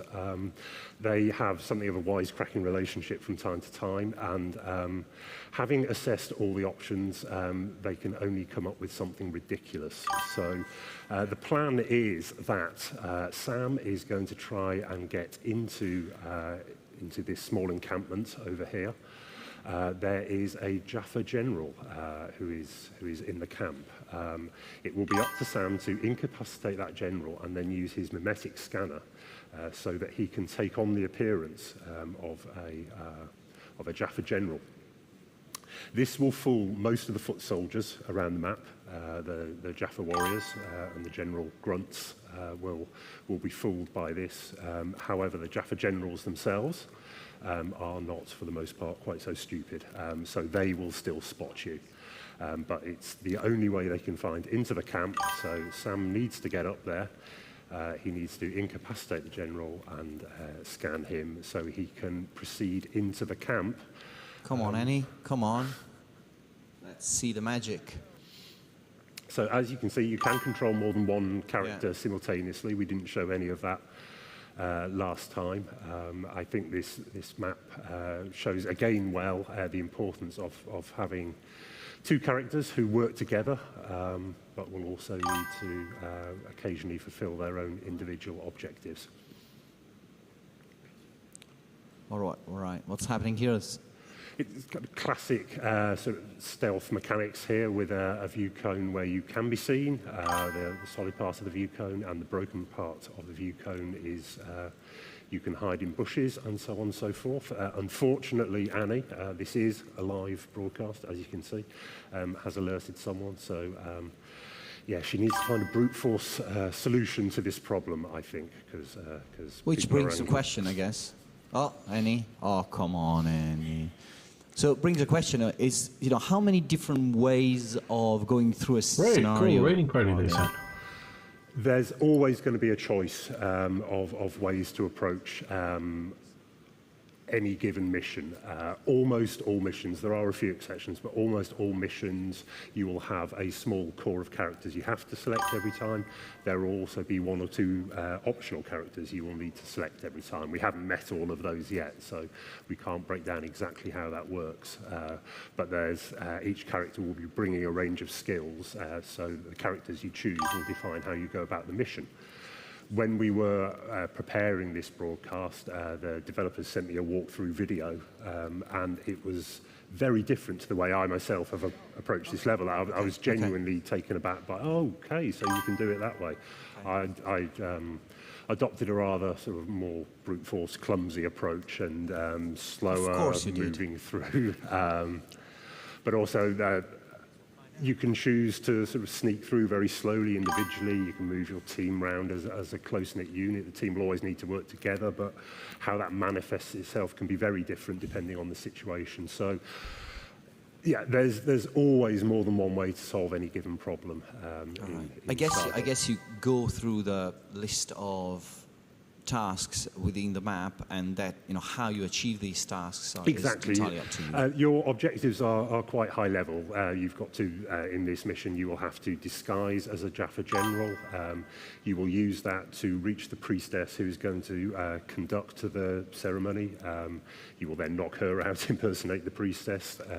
You will conduct that ritual yourself whilst dressed as a priestess, and hopefully distracting the bad guys, as it were, and so you can save the children. Those are your top level objectives. How you go about that, it really is up to you. There are a few Easter eggs tucked away in there, a few little tricks, depending on what character you have. So there's many ways to approach a mission. The broad objectives are, of course, always the same. One thing that we were sort of looking at was we have to be careful in not spoiling too much of the story, because this is a very narrative, very much of a narrative game. So you don't want to say so much about the story. Indeed. So we picked this scenario for a reason. Why was it that this specific scenario is because it shows enough of the game, and then. We felt that it showed the game well. It's an environment that we haven't showed before. It's, as you can see, a nighttime setting this time around. It showcased new characters. It's a chronological progression from what we've shown before as well. As we touched on briefly last time, the chronology of the game moves around quite a lot. This is a chronological progression from what we have seen before. It's always been a nice looking level. You will recall from early presentations we've done internally, this was kind of one of the first levels we had that looked good, so it's always been a strong contender. All right, so Annie did something different now. She's gone through this cliff. Annie has kind of zoomed in here. There's a cliff outpost overlooking where you need to be. There's a lot of bad guys out there. So we have sent Max up ahead here to take care of the couple of troops who are manning the overlook. And Max has done what Max does best, silently sneaking up to people. I was distracted, so I don't know whether these people remain alive or not. I think so. They are tied up. So. But one other thing comes to mind is, how hard is going to be, the final game going to be? Is it hard game? We got a lot of Stargate fans out there who are, looking for just some, genuine entertainment, right? For me, I would say it's the biggest challenge in getting the game completed. The number one thing in my in tray, as it were, balancing the challenge of a stealth game to offer the level of complexity and difficulty that people who enjoy these games want to play, and offering a challenge for those players, but also allowing people who want to engage with the game very casually, just explore a new Stargate story and almost approach it from a narrative point of view. The game is large. There's a lot of story to be told. I've been through it line by line. There's an awful lot. Yeah. So we really do want to make the game accessible for both of those groups of people. It's absolutely the like the idea that thing, if you don't want a challenging game, it's the first time I think in history where some people criticize, well, this game isn't challenging. Yeah, I get that. But if you're like a Stargate fan and you just want to play through it, but you don't want to got to play it harder, play it less harder. Different types of I games, get that. I get that way of wanting to play the game and experiencing it. So the first time we ever got a I like that. That doesn't mean that's how I want to play it. I'm very just saying narrative driven, yes. As I just said, there's an awful might lot be of a good way for MGM have been very involved in the approvals process. They've been through every line and vetted it, and that they were obviously insisting that it meets the standards that we would expect from a well-respected property like Stargate. We are telling a long story here. We feel it's a good one with a lot of twists and turns, which of course we don't want to reveal, but there's no point in telling that deep, involving story if people have to give up halfway through because they're stuck on a mountain ridge or in a Mayan temple or what have you. Sam is doing a good job there or not? Sam's doing very well indeed. He is crouching in the bushes. We can see a civilian there. Civilians Unless they see something explicitly bad going wrong, they'll just leave you. What happened there? That's the Zap gun, the stun gun, which Sam carries. So that will briefly stun a Jaffa General, which is your window of opportunity to get up behind him. And now he's nicely tied up. Get that mimetic scanner going, and there we go. You can see that Sam in the bottom left-hand corner now, his avatar in the bottom left-hand corner is now in disguise. The figure in the playfield as well is now in disguise. So you see these guys now, they're chill. Yeah, that's really good. Good job, Annie. Smoothly done. There is something, a meeting of soldiers just hanging around, nattling to each other, here. not doing very much. How bold the guy is now. Yeah. Oh, you need some nerve to be crawling around in a camp, certainly.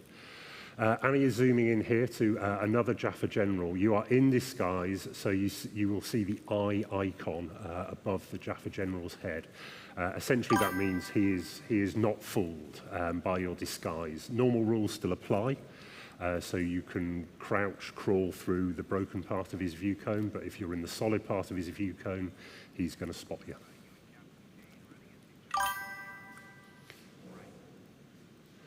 So there's an awful lot going on here, mainly civilians. You're in a civilian part of the world. I think something went wrong. I think Annie may be in trouble here. There's another guy up around the corner. I think something went wrong. wrong. He may have spotted you, the other fellow. Annie.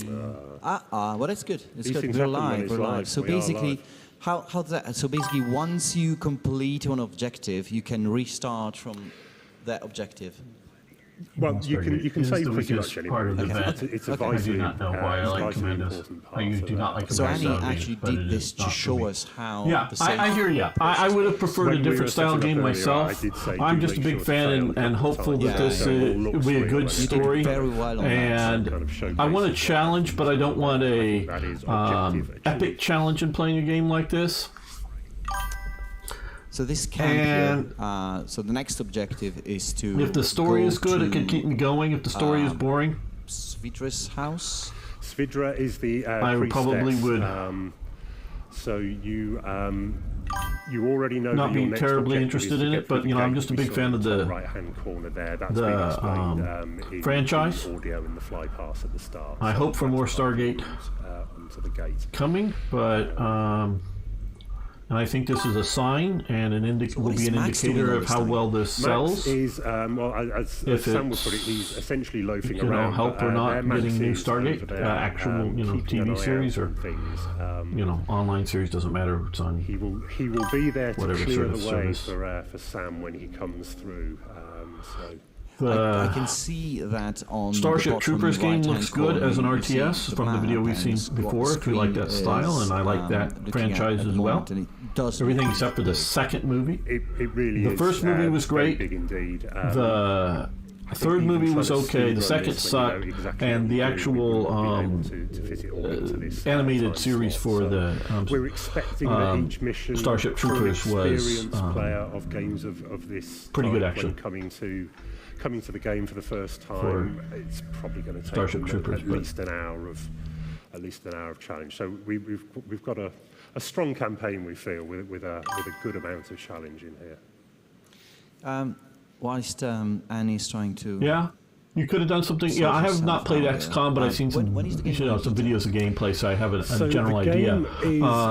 Something like that set is sort of as how they've left it now, with most of the Jaffa gone. They're no longer ruling the galaxy, with other starfaring empires out there, and you're trying to, whether playing from Earth or playing, whether the, I'm blanking on the alliance name of sort of criminals, what is it, Aleutian Alliance? experience or whatever. I imagine we will look at it you know, playing from several different perspectives, or trying to play as a ghoul, trying to I would hope that we will regain some territory. To this, I'm a big fan of some Stargate. stage in the summer. It's Okay, coming. It's okay, coming it's not- relatively it's not soon. too far away. I really Well, don't think it's We know too that far July away. is a big anniversary for SG1, is it? July is. I am quite frightened to remember 25 years. I think 25 years, from yeah. SG1. I can well remember watching it on television when it was a new thing, and suddenly that's 25 years ago. So yes, July is indeed a big date in the Stargate calendar. So it would be lovely to have something ready for then. But of course, we need to make sure that it's ready for public consumption. I think something bad happened again. Yes, I think Annie got a bit casual there. I think one of the cool things I see about this game is that, I mean, for the first time I can see it. Come on, Annie. Come on, Annie. Come on, Annie. I think you should be popping out this tent, guns blazing, and killing everyone. You're not going to get very far by guns blazing. Yeah, that's. There are elements of violence you will always need to use. There are elements of stealth you will always need to use. How exactly you will go about that will always be a part of the challenge. We can see there that obviously a guard is alerted by seeing not just you, but by seeing a body on the floor there. So what happened there now? Well, as Annie was tying a character up, one of the guards spotted something. Okay. Yeah. I like the Atlantis series. The first film was good. I mean, very good. It launched the whole thing. Okay. I think they, with recasting most all, I think there's like one or two minor actors or something that from the film that made it over to this TV series. But however, Annie is going to trip the next cutscene as a sort of useful point to escape from that anger which she deliberately provoked there. Yeah, I enjoyed. It's been something of a failure of communication. They did a good job translating it to the TV. So that's one of ours, right? I didn't like the Stargate universe. I did not like that series. But Stargate Atlantis and the base series, Stargate SG-1, I really did like. I highly recommend them if you want to very briefly at the last Home of watch Wargamers those. As an assistant to Eva in Mission 2. As a Jafar, she is faster and stronger than the Towery characters, the Earth characters. She is good at, she can pickpocket characters. She also has stun abilities.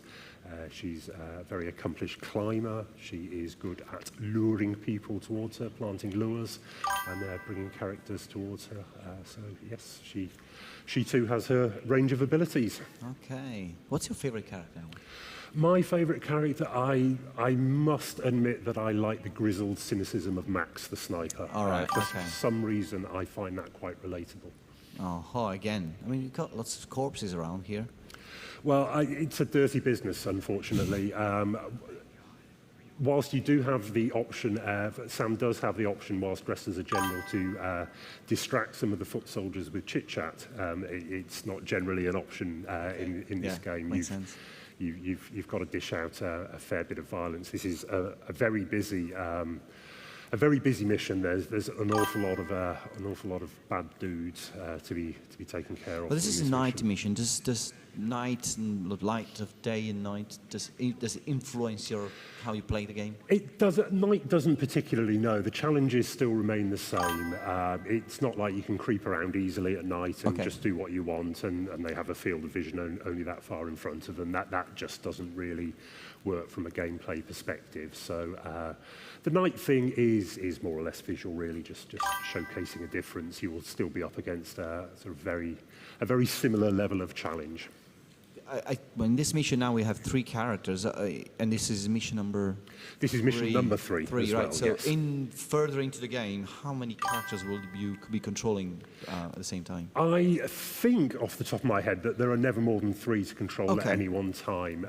There might possibly be one of the later missions where you are controlling 4. Probably got the developers going mad in the chat at me at the moment, but as I say, there might possibly be one with 4, but there's a lot to take care of. Any character is almost inherently a risk. A character is something that can be discovered. So trying to manage 4 of those can be something of a challenge. So 3 seems, from our testing so far, to be about the right balance. Yeah. It depends what comes up in beta, of course. Yeah, of course, yeah. So what's happening here now? So what's happening here is that Atar is sneaking around. We have, I was again distracted. I think somebody has been blinded, is that right? So our sniper has blinded somebody with a flashbang from over there. So they have a very narrow blue view cone. There we go. There's just an example. You can see. Can you bring up the view cone for that character, maybe, Annie, just to sort of illustrate? There you go. Well, he's recovered now. By the time I thought to ask, but yeah. you can. The sniper has an ability not just to shoot people where you will leave a corpse that will be discovered if you can't get to it, but he can fire a flashbang that will severely limit a guard's view cone for a few crucial seconds, so allowing you to get past. And obviously, they'll be on a state of high alert once they recover their vision. All right. So there are a number of new skills in play, which I thinking back, I can't remember. Take a look at the UI there, whilst we take a look at the scene. So the UI, you've got like, on the left-hand side, you've got a list of characters you've got available. Selecting one of the characters will open their available kits or abilities. Yes. You will all, it's very clear to see who you're controlling. You have the tab of 3 characters on the left-hand side. They all have a signature colour. Okay. One of the peculiarities of Slitherine is that we only hire colourblind producers. It's company policy, seemingly. So we always make sure that even for colourblind people, this works well. So each has their signature colour, so almost immediately you know who you're controlling. You have a big avatar in the bottom left-hand corner, which shows you not just the character you're controlling, but what state they're in, whether they're crouching. You can see when Max is holding his gun. You can see when they're carrying a body. We saw Sam earlier, who was in disguise, for example. You could see what he was disguised as. So you always know what your characters are doing. Your skills are in the bottom left-hand corner. They're just mapped to a number of numbers. Each character has unique abilities. It's not like everybody can stun and everybody can scan people's memories and so on and so forth. So yes, every character has their advantages and disadvantages. I think I really always loved the scenario art, but also starting to. I'm pleased to see that all the animations and such are really shaping up to pretty high standard now. I've been really pleased with the progress we've made, particularly on animation recently. We've made sort of huge strides on I'll call that. you. Sent you a message on desperately got ready for Discord there. It was all easy. When we received this build, game code? Like 20 minutes before the live? Much more than 20 minutes. We received it in time. We downloaded it and it was all, but we had like a number of B plans anyway, B and C and D plans. Always. So. It was the first thing I learned, probably also about 25 years ago, is always have a plan B in this business. So, especially if you're playing Stargate. So absolutely, a lot will go wrong. That is the nature of the game. So you have to learn to manage that. A lot of stealth games are always in your face and telling you to save every 30 seconds and so on. And we've chosen not to do that so far. We didn't particularly like the way it worked. Again, we'll have to see how that goes in beta and see what the community think of that, whether it's something they would prefer to see more up front or not. So that's definitely something I'm looking forward to community feedback on. I think the other thing, I was looking at the different scenarios we've got, and there's a lot of variety as well. It's not like, showing this doesn't give you a full idea of the game, because the game has so many different situations, varieties of landscapes and scenarios. It's crazy, right? It really, everything is different. Everyone is completely different. We could do 14, 15 of these Home of Wargamer events and showcase something different every time. Everything is completely different, but it doesn't feel like it's different for the sake of it. Each different landscape brings different challenges. It advances the story in a sensible fashion. Bear in mind also the time loop mechanism on which we touched briefly in December. You'll be able to go back and replay previous missions anyway, so it's not enough to have a small variation of level artwork style because you're already able to go back and replay those levels with new technologies and with new knowledge to get a new challenge out of those anyway. So the variety in landscapes, it really is fantastic. I think it's one of the strongest features of the game. Yeah, I think usually most of these games have this, repeat scheme, right?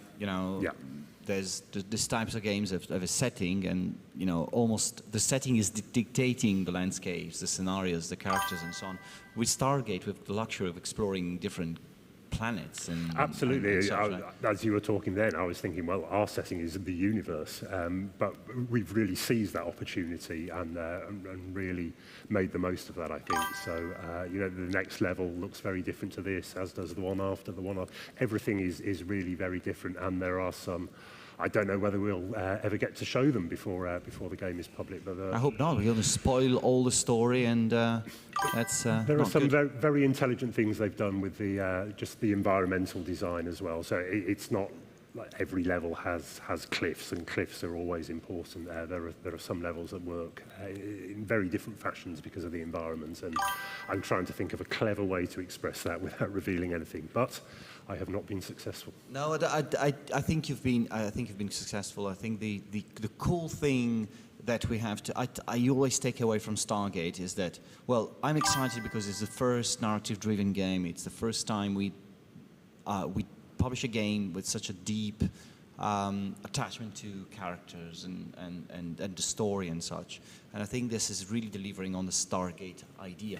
Stargate is a narrative-driven universe. I've been very taken aback by the depth of affection that people hold Stargate in, and how much it means to so many people, not just in the fan community, but also at MGM and now at Amazon as well. There's a lot of love for Stargate internally. People are very keen that we make the best game that we can to do justice to the Stargate community. So it's a big challenge, a big responsibility. But, we're talking about MGM. We've got I got a video message from a friend of ours at MGM. Yes, we're gonna play that, and we'll be right back.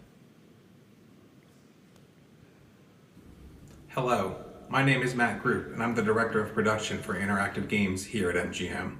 We could not be more excited to be telling a new story with original characters set in the SG-1 universe through Stargate Timekeepers.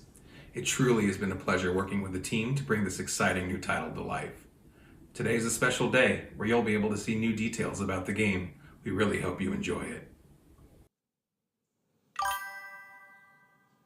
Did I run fast enough? Yeah, you were so fast. Wow. This is gonna kill me. Where are we? I don't remember. While I was doing the Stargate thing, I was like, I don't remember what I had to do next. But I'm here to remind you. News about Slitherine is coming up. We're here to answer some questions. Oh, right. Okay, about, cool. Stargate, Cool. That's great. That's to great. Say hello to our friends watching us. Wow. This is Max. This is the famous Max. Look, you don't want to get close to him when he's got that look. Yeah. He looks a bit like Julia when you're late on a live stream. Look at that. It's like you're right. It's totally like Julia. Oh, this is Julia. The other one was Enzo. Yeah. All right. So a couple of things we've got to talk about on Stargate, right? Yes. We've got some questions you noted here for me. I've got some questions. Of course, Stargate is a very anticipated game. For example, let's see. I read them by myself. For example, when is the game set? I think we've sort of tackled this in a previous live stream. It's the game takes from the Battle of Antarctica on SG-1 Series 7, I think it was. Okay. At the end of Battle of Antarctica, another group of of members of another team are taking on another adventure, and that's the starting setting for the game. Okay. And then after that, it's all new and all brand new. So there are some references to that SG1, but the characters are all brand new. Wow, it's amazing. And another question that is, I think, a question that can interest many of our followers: when will the beta available? Yeah, well, we will start. We're seeing that with Neil in the stream before when we were showing the game. We're planning to go beta around this summer. Yeah. For the celebrations of the 25 years of the release of Stargate SG1, and but yeah, I mean, with games like this, there's an awful lot of fine-tuning to do before you enter the beta phase, but we're confident that that's what we're gonna do. Okay, okay, we can't wait. Oh my God. we can make sure that you guys out there are up to date on what is happening. These are all sets of new screenshots we've published and are taken from other scenarios in the game. So you can see quite a lot of different scenarios here. They're really accurate. They are glorious. I love them all. I love them all. Wow. There's been a lot of work into making these things, really cool places too. I want to play it now. Yeah, you want to play it now. Yeah. Another question for you. For example, I've got so many questions. I don't know what to ask you. Oh, any chance Stargate lands on consoles? This is going to be a recurring one today. Yeah, many are asking. We think that there's chances that Stargate comes in console. I mean, if you take the Master of Magic example I've done before, where the game is kind of complex and very hard to put into consoles because of the UI, definitely Stargate is much more manageable for the port. So it's definitely a possibility. It's PC for the moment. Okay, okay. And I read just a question before coming here. One of our users was asking, but one of the original actor will be giving his voice to the game or not? Well, we don't have any of the original SG1 characters directly in the game, so we don't have that as a need, but we are doing a very accurate job with MGM selecting the actors for the voiceovers in the game, and some of the acting is really impressive, I have to say. Wow. It's really coming down really well. Well, acting is really important for a game, I think. It is. I mean, you know about acting, and I guess that especially for a narrative-driven game where characters are so important, having some cool voices that go with the characters is fundamental. Yeah. It gives you the impression to be in the game. Yeah. It's immersive. Yeah, it's immersivity, definitely. Here's a Stargate in the image. Yeah, wow. And I think we have a little advertising now. Yeah. I think. And then we're all back here. Yeah, for you.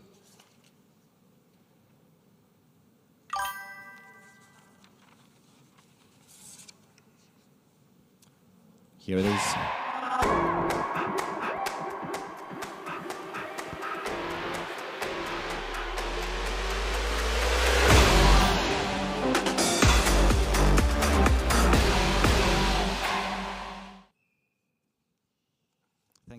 Thank you, Alienware, for supporting us in this live stream.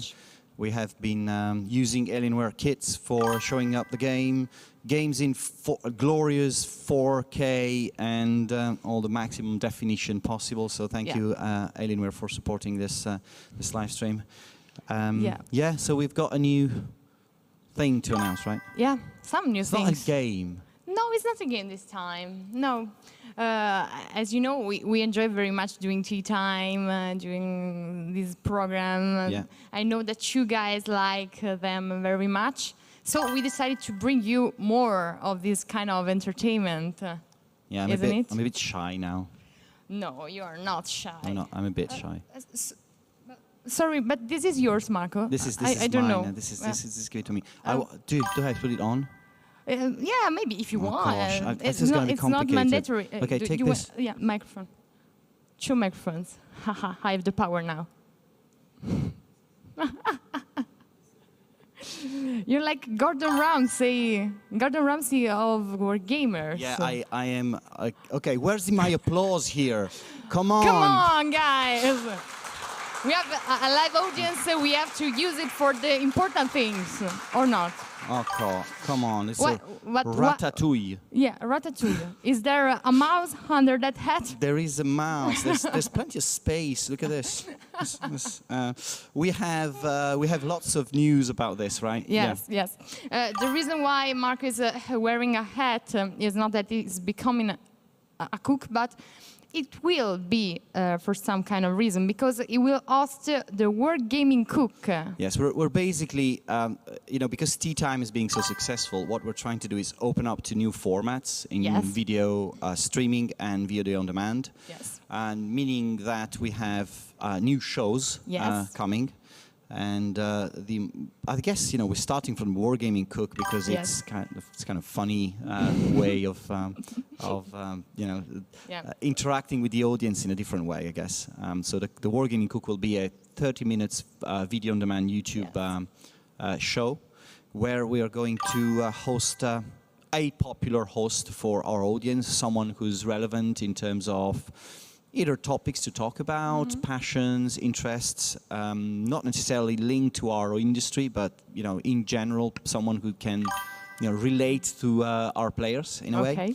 And we're gonna have a chat whilst cooking some Italian recipes. Pasta carbonara. Yes, just simple stuff. We're not trying to be too fancy. But Like mom's cooking. Mom's cooking is a good idea. Okay, Yeah, so Mama's kitchen. Mama's kitchen. Marco's Mama's kitchen. Yeah, and you're also doing something, right? Yeah, I have. I took my space, of course. I will do the newsroom with Julia.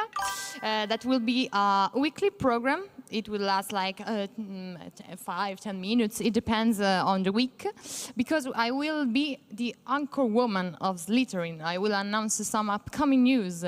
And I will give you some updates, talk about future plans. Not sure about the cooking part, but I like the Wargaming interview part. Interesting. I hope. You've been doing some Instagram stories as well. So you're like, I think the newsroom. The cool thing about the newsroom is going to be that we'll have a format every Monday morning. People will be able to check what is happening at Slitherine during that week. Yeah, it's a way to be in contact with you all the week long, because we will have a newsroom with Julia on Monday, tea time on Thursday with Marco. So we will have many opportunities to interact with us and to make you write us comments and questions, and so it's a good way to stay in contact. And we also have something that's dedicated to our community members with a format called What's Your Mod? Yes. We will play some of our mod, and this will be hosted by Edmond. Our wonderful play a game at the maximum difficulty level possible in 20 minutes, Edmond. Yeah. It's a long name, but it's a good name. Yeah, and he's going to do this, playing mods from some of our popular mods on our games, and so that we I think give back to the community into what they give to us, because we publish games with some modding possibilities, and very seldom we show what our community has been doing with this modding possibility. So it's a good way of giving something back to them, crediting them. It's important. And we have to thank you, community, because you support us always, and it's really, really important for us. Yeah, I mean, you're a vital part of what we do.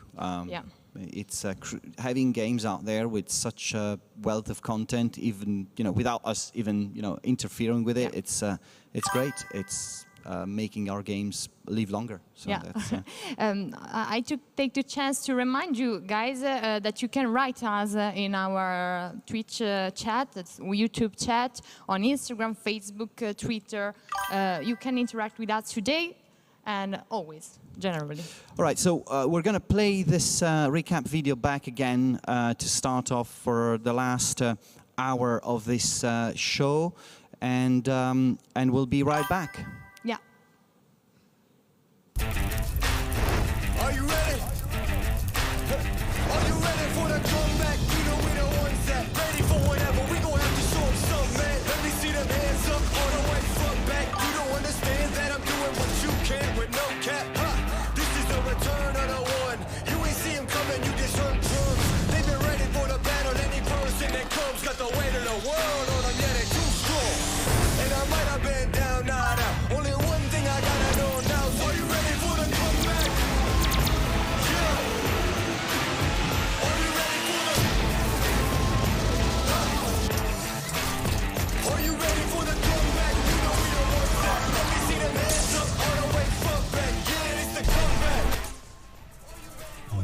I don't like the music. Sorry. Gladius. That looks good.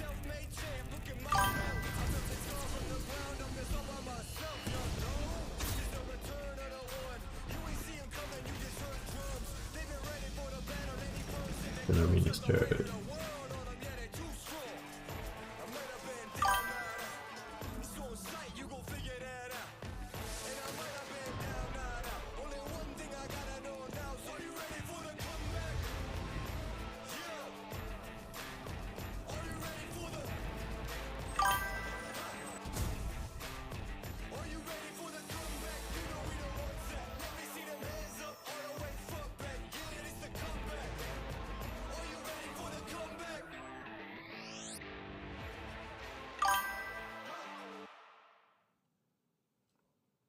All right, back live.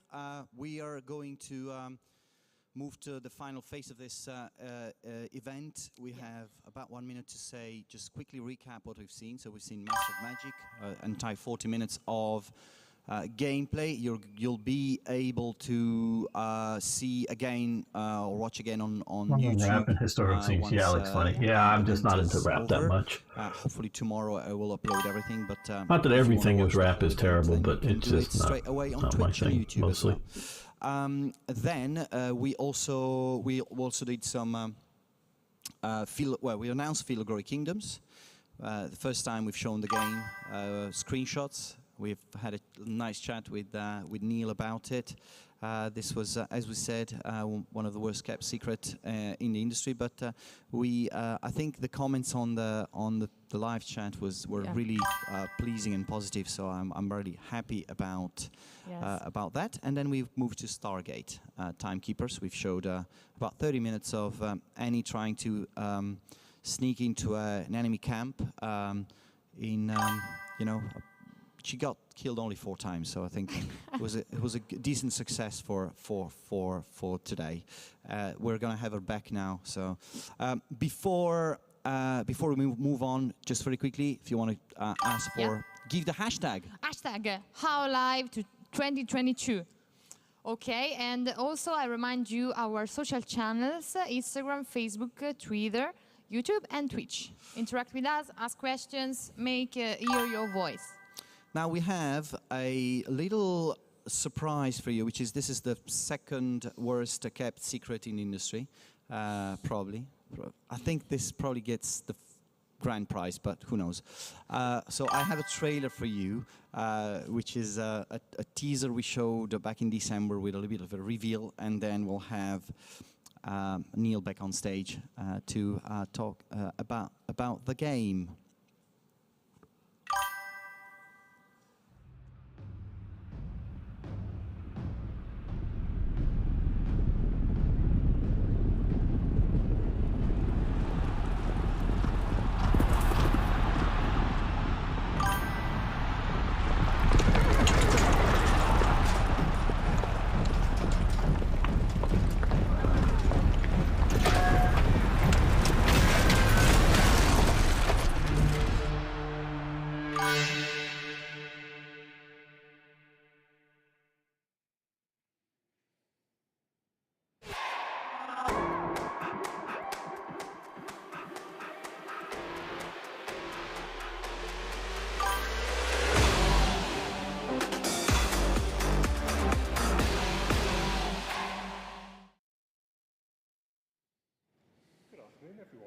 Done one badly kept secret of the day, which was Fog Kingdoms.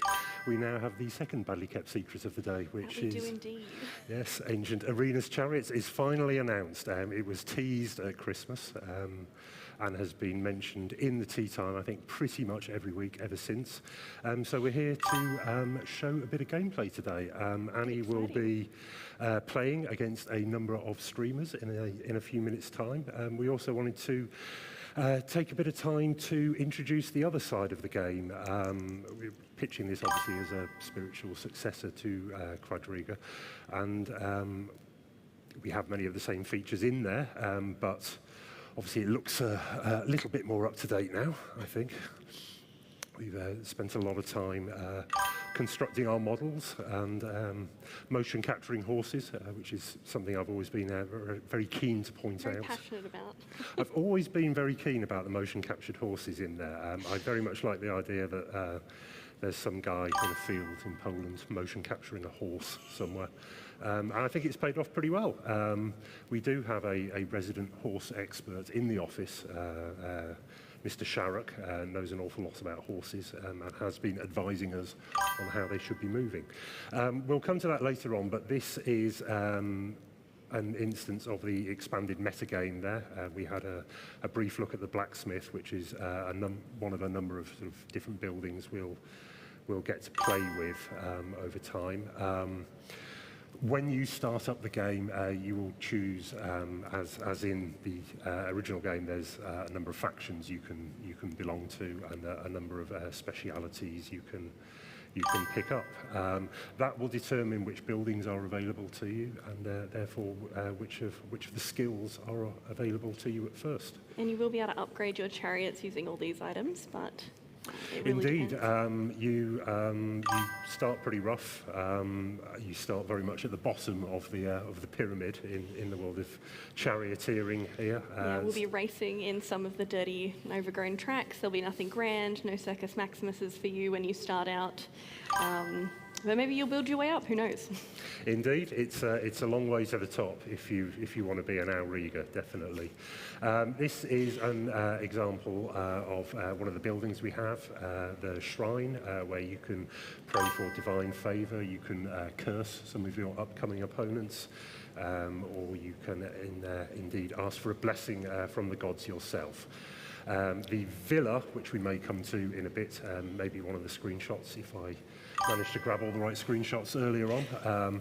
The villa is where you control the abilities of lots of, here we are, fantastic, where you control the abilities of lots of the other buildings in the game. So you could, for example, upgrade a shrine so that you were able to give better blessings, get more than one god to curse your opponents if you were feeling sufficiently mean, which is, of course, the way to be doing things. Metagame is much expanded, I think. You have, I think it's about 8 or 9 buildings in total, is it? I believe so. Something in that area. Not all of them available to you at launch. You'll probably have about half of that, I think, at the start of the no game. need for the villa when you don't particularly have anything to manage at the beginning. Well, indeed, yes. You'll start off kind of scrabbling for a few sesterces on some of the provincial tracks. Maybe praying for a curse for the second brother of whoever's riding against you. Indeed. Things you can do in the game, I mean, you'll be able to upgrade your chariot, obviously, and upgrade your charioteer's equipment. I know you have your favourites in terms of charioteer's equipment. I definitely do. There's a really cool lion head helmet that I just know would intimidate my enemies riding down the course, and I need it. Absolutely. That was one of the first things we insisted on putting in the game, I think. The concept art they had of a lion's head helmets, we insisted they put in for real, which I think was a very good decision overall. I like to think so. You can scout around sort of your known world. We have 4 main areas. We have Egypt, Greece, Rome, and Hispania, which sort of covers 4 very different looking tracks visually. I think it's Rome we're showing today off the top of my head, because so. we are in Italy after all. So why would we not? You build up your networks over time, get a better impression of what's out in the different territories in terms of horses, new equipment, charioteers, so on and so forth. The actual rigger itself. Indeed, yes. You've got a lot of different mechanics to balance. There's any number of buildings to upgrade, your equipment, your charioteers, your horse teams will work together. This could be fun. But also would stand. Not a game I was looking forward to, but it could be fun. And they can then I like the management aspect as part of it, not just racing. Your lead horse can I like the trained, cultural immersion so far horses, from the graphics. That seems very good. A word I've learned The classical world, the world was totally lost to us, in my opinion. Because he's Probably most likely to get stabbed not wearing his leather. But absolutely, it was very interesting and important. All is fair in. I mean, yes, we have all the remnants of it, but it's there is absolutely damage done to opponents in any way, shape, or form. the Dark Ages and the final loss of Constantinople just killed off. Can sustain damage during a race, and will. Certainly, and your charioteer too. Indeed, we may see it today. It's not unknown for your charioteer to come flying off your chariot completely, and then it's a life or death scramble. It certainly is. Whether you want to bend her, have him skinned, or whether you want to let go and maybe redeem the next race. Indeed, live to race another day. I've seen a few in testing over the last few days. I've seen a few charioteers get mown down by a pack of horses, which is delightful. I'm a little bit of a hothead, and I always think I can go faster. Obviously, maintaining the health of your charioteer is vitally important in a campaign. It goes without saying that a charioteer who has been mown down by a pack of horses is not going to be much use to you. Both charioteers and horses have health bars, and it's things inside like getting whipped by opponents or not feeding them well is obviously going to damage that, whereas looking after them to the best of your ability is probably going to do better. Indeed. What else do we have in terms of mechanics? Blacksmiths for equipment as well. Your equipment will degrade over time, as well as getting smashed up by your enemies. It may indeed even get cursed by your own enemies. There's an awful lot out there, so you will need to establish good trade works. You will gain research points by having a meteorology tent, but also by then various race-winning mechanics as well will also grant you points to research new blueprints for better equipment, or indeed just brand new equipment. So how you equip your charioteers is vitally important. Reserve horses you'll be able to run once you've built up your chariot racing enterprise. You will be able to run more than one chariot team in a race, either controlling them or you can have a second team running as an AI team. The races themselves are, we tend to play them turn-based, but you can also play them in real time as well, which is, I think, something which is new here. You don't have to play the races at all if you just want to manage through your campaign. If you're keen to get to a new bit of equipment to unlock something, you can simply let the race play out on its own, and you can either spectate on the race or just see what the conclusion was. You do have the ability to really micromanage and go in, but if you really just enjoy racing the horses, then that is also just an option. There's a wealth of details seen there on the villa screen. You can throw a banquet for your patron. That gets you favour points, or faction points rather. Enough faction points and you'll be able to enter particular races which would otherwise be closed off to you. So only the very best connected and those who spend time fawning over their patrons will get to race in the very best races and work their way out of the flea pits into the most glorious of hippodromes around the world. Something we have here is one of the better ones, although we do have certain very grand ones as well across the different territories. Coming together quite nicely. We are not too far, I think, from being able to beta it now. Yeah, we're looking to hopefully do so in the summer. Yeah, indeed. We shouldn't be very far away at all. So feeling quite positive about it, I Feeling think. excited. Yes, I'm glad you're excited, as you will soon be running off to play with a number of leading streamers and show them what you're made of when it comes to chariot racing. Beautiful.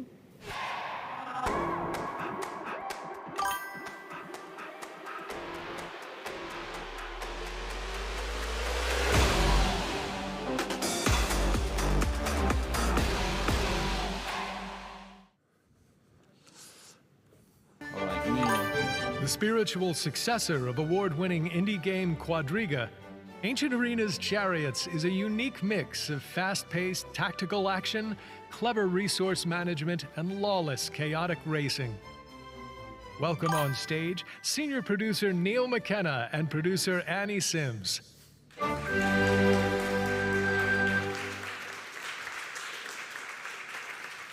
I am not Annie Sims. You are not. I am. We had to play this because we forgot to play it earlier, so we had it in the back burner. So we had to play it anyway. So we are now going to try this moment of this is never going to work. Yeah. Okay. So the guys have asked me to take some time because we have to set things up a little bit. Now, what we're trying to achieve now is we're going to try and run a multiplayer race with 4 or 5, I can't remember. I think we're doing 5 in total, yeah. Hopefully 5. Hopefully 5. It's not. If it's not 5, it's going to be 5 with 4. I can see.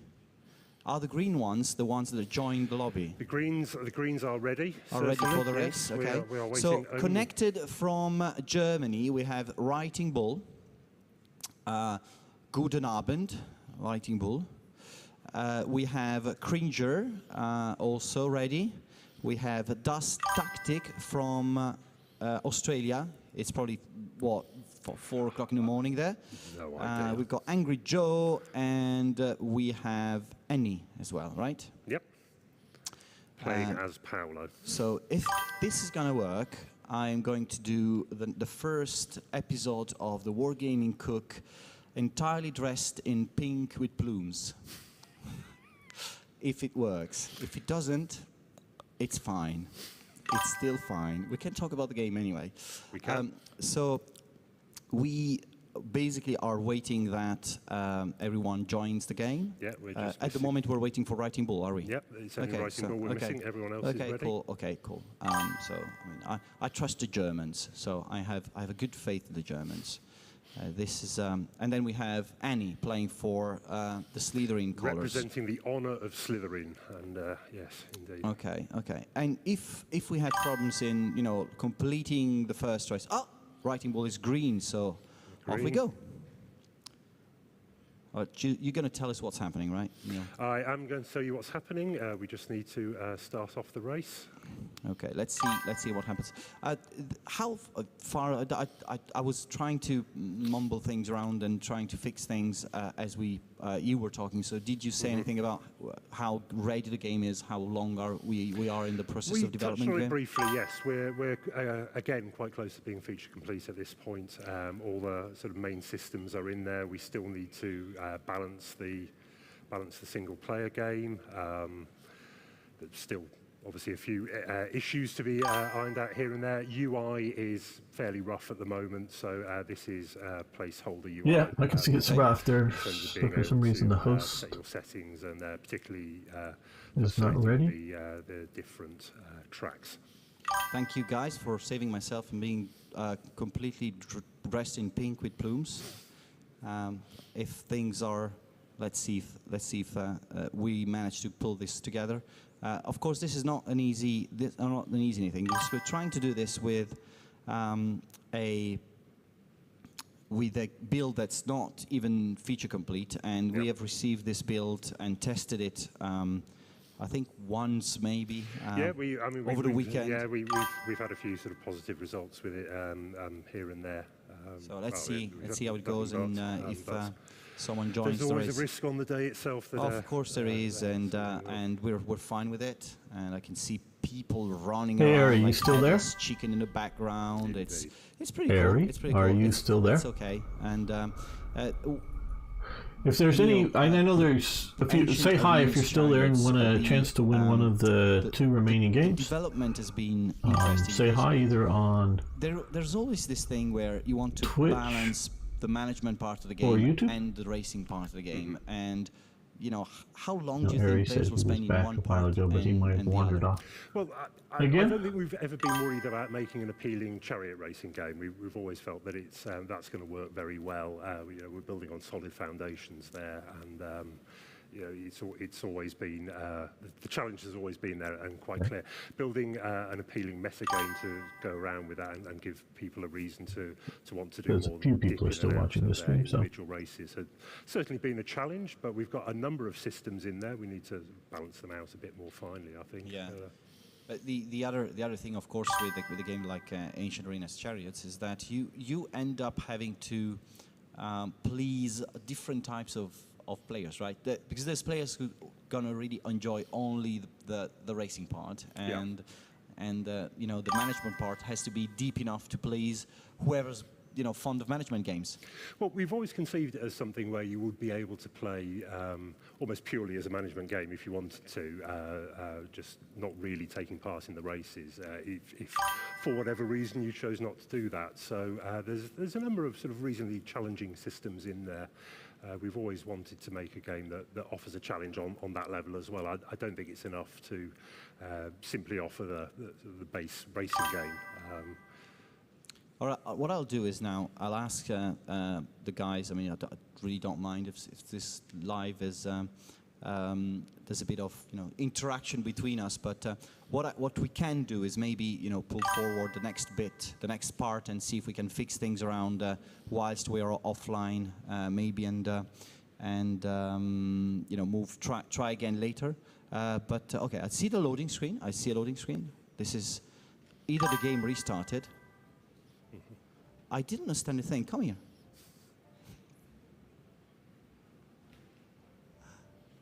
I think she's Julia is the other Julia. We have a Julia and then we have the other Julia. She's telling me that things are probably gonna work now, but I don't know. This looks like we have a single player game set up, but it appears to be set up with indeed only a single player. All right, this is the single-player challenge. Okay, okay, cool. So this gives you an idea. Obviously, there are no AI characters working in here. Right, so basically, that's just the way we've set it up in the rush to get it working. So you have your bit where, you know, you can decide what's your next move. You have a number of actions down here, for example, which will be sort of you know, familiar from the original game as to what you can do. So in the top-down view here, which was sort of seen traditionally, you get an idea of... this went down very badly. Too fast in the corners, too fast in the corners. Too fast in the corners, indeed. So we may get to see here the tension between, yes, there we go, getting dragged along there. We can safely say it. Okay, do you have any killings going on in the game? You can run other Arigas down, certainly. So if somebody comes flying off, you can try and target them. Indeed, they will try and make it to you. You will see there where the screen is paused. We have a gate in the side there. That's where another charioteer will try and flee to. So you can choose to try and run them down and mete out some justice. Is there any horse killing? Horses can die. Okay. Yeah, so as in reality? As in reality, horses can die. It won't be particularly graphic, but it's an unfortunate part of chariot racing that it can be dangerous for the horses as well as for the human racers. One thing I found out is that a lot of this stuff I guess was everybody actually true. who hasn't won a game has left. Chariot races were the actual sports of the time. So I got two more to give away. Origas. Are See, we ready if for you're the watching race? later. Are we not ready for the race? This is great. Hopefully, you should catch the next one next time there's games, because there's not that many people watching. Good chance to win. That Origas were actually the sports stars of the time. Oh, very much. They were, they were very much the stars of the day, like footballers are today. You know, either in Italy or in England. And these guys were earning a lot of money. They were. They had managers, and the whole thing about management, the management metagame, is actually pretty true to life. You know, you had this, you know, entrepreneurs starting their own, Indeed, yeah. It was, their own teams, as it were, and the ability to build up your team is something we will have in the game here too. So it's surprising how, you know, similar to some of the logics we have in our current sports that were back in the days. They were all there back in the day as well. Certainly, yes. It's there's nothing is ever truly new. Yeah. It's right. So, guys, I guess that what we could do is now try and move to the next bit. We have I think we have a little bit of time we can fill with the recap video, and then maybe move to Starship Troopers. and hopefully get back to Ancient Arenas later if we can. You know, I just want to make sure that viewers out there are watching something interesting anyway. So I will. Let's see if we can organize something with Starship Troopers on the fly, if possible. Are you ready? Are you ready for the comeback? You know we the ones that ready for whatever. We gon' have to show them something, man. Let me see them hands up all the way front back. You don't understand that I'm doing what you can with no cap. This is the return of the one. You ain't see him coming, you just heard drums. They've been ready for the battle. Any person that comes got the weight of the world on them. Yeah, they too strong. And I might have been down, not out. Only one thing I gotta know now. So are you ready for the comeback?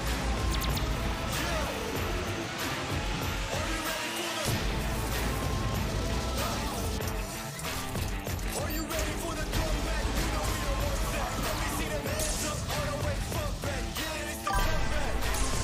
Are you ready for the comeback? Now I see you with your bad self. If you into taking L's, then it can't help. I'll be the self-made champ. Look at my belt. I built this scar from the ground up. It's all by myself. This is the return of the one. You ain't see him coming, you just heard drums. They've been ready for the battle. Any person that comes got the weight of the world on them. Yeah, they too strong. I might have been down, not out. It's on sight, you gon' figure that out. And I might have been down, not out. Only one thing I gotta know now. So are you ready for the comeback? Yeah. Are you ready for the? Are you ready for the comeback? You know we don't want that. Let me see them hands up all the way front back. Yeah, it's the comeback. Are you ready for the comeback?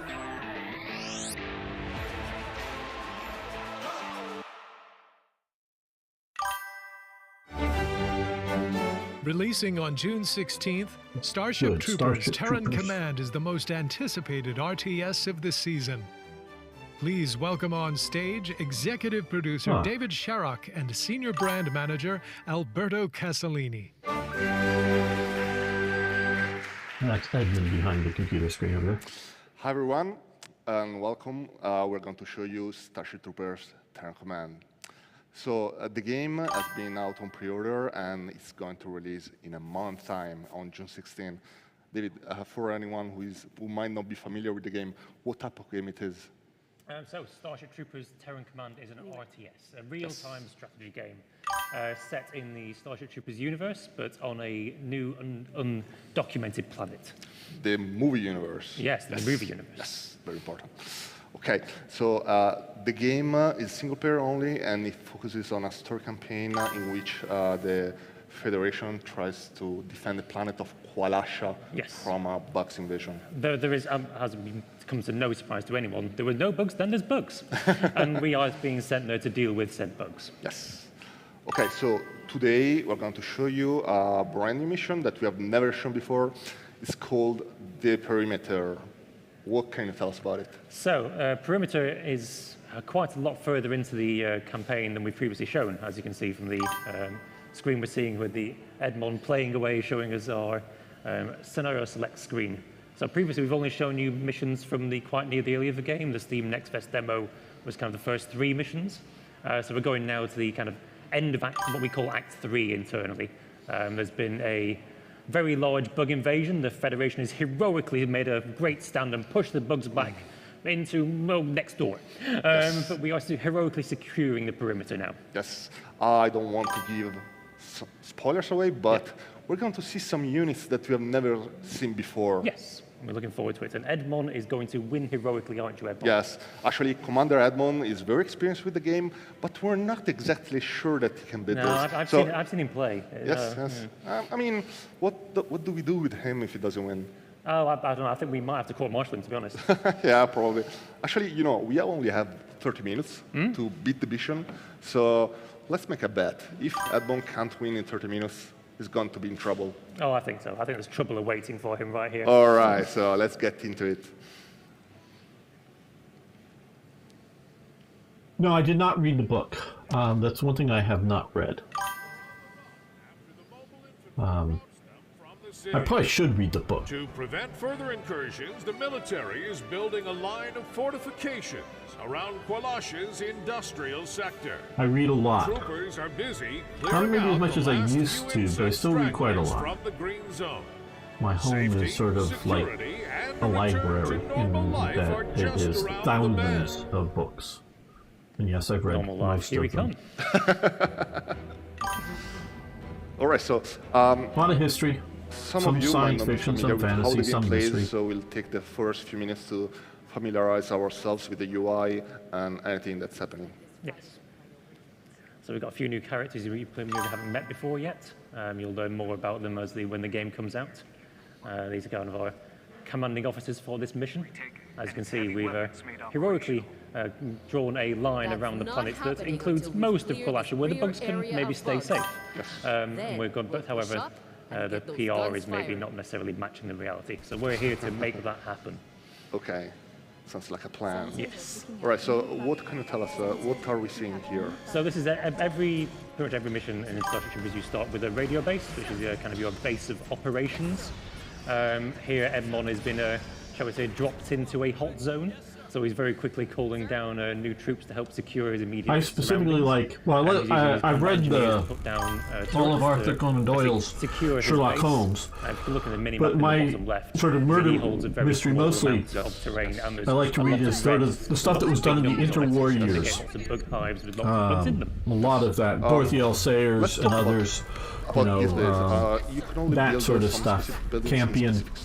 Yes, so a lot of that type of detective stuff. Not all English.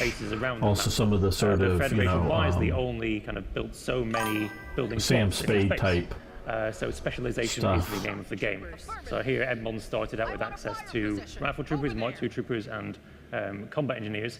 But he needs to go and use his deployment zone back in his base to open up the next level of. I've read a lot of historical fiction set around the 18th century. Forward and secure an outlying area.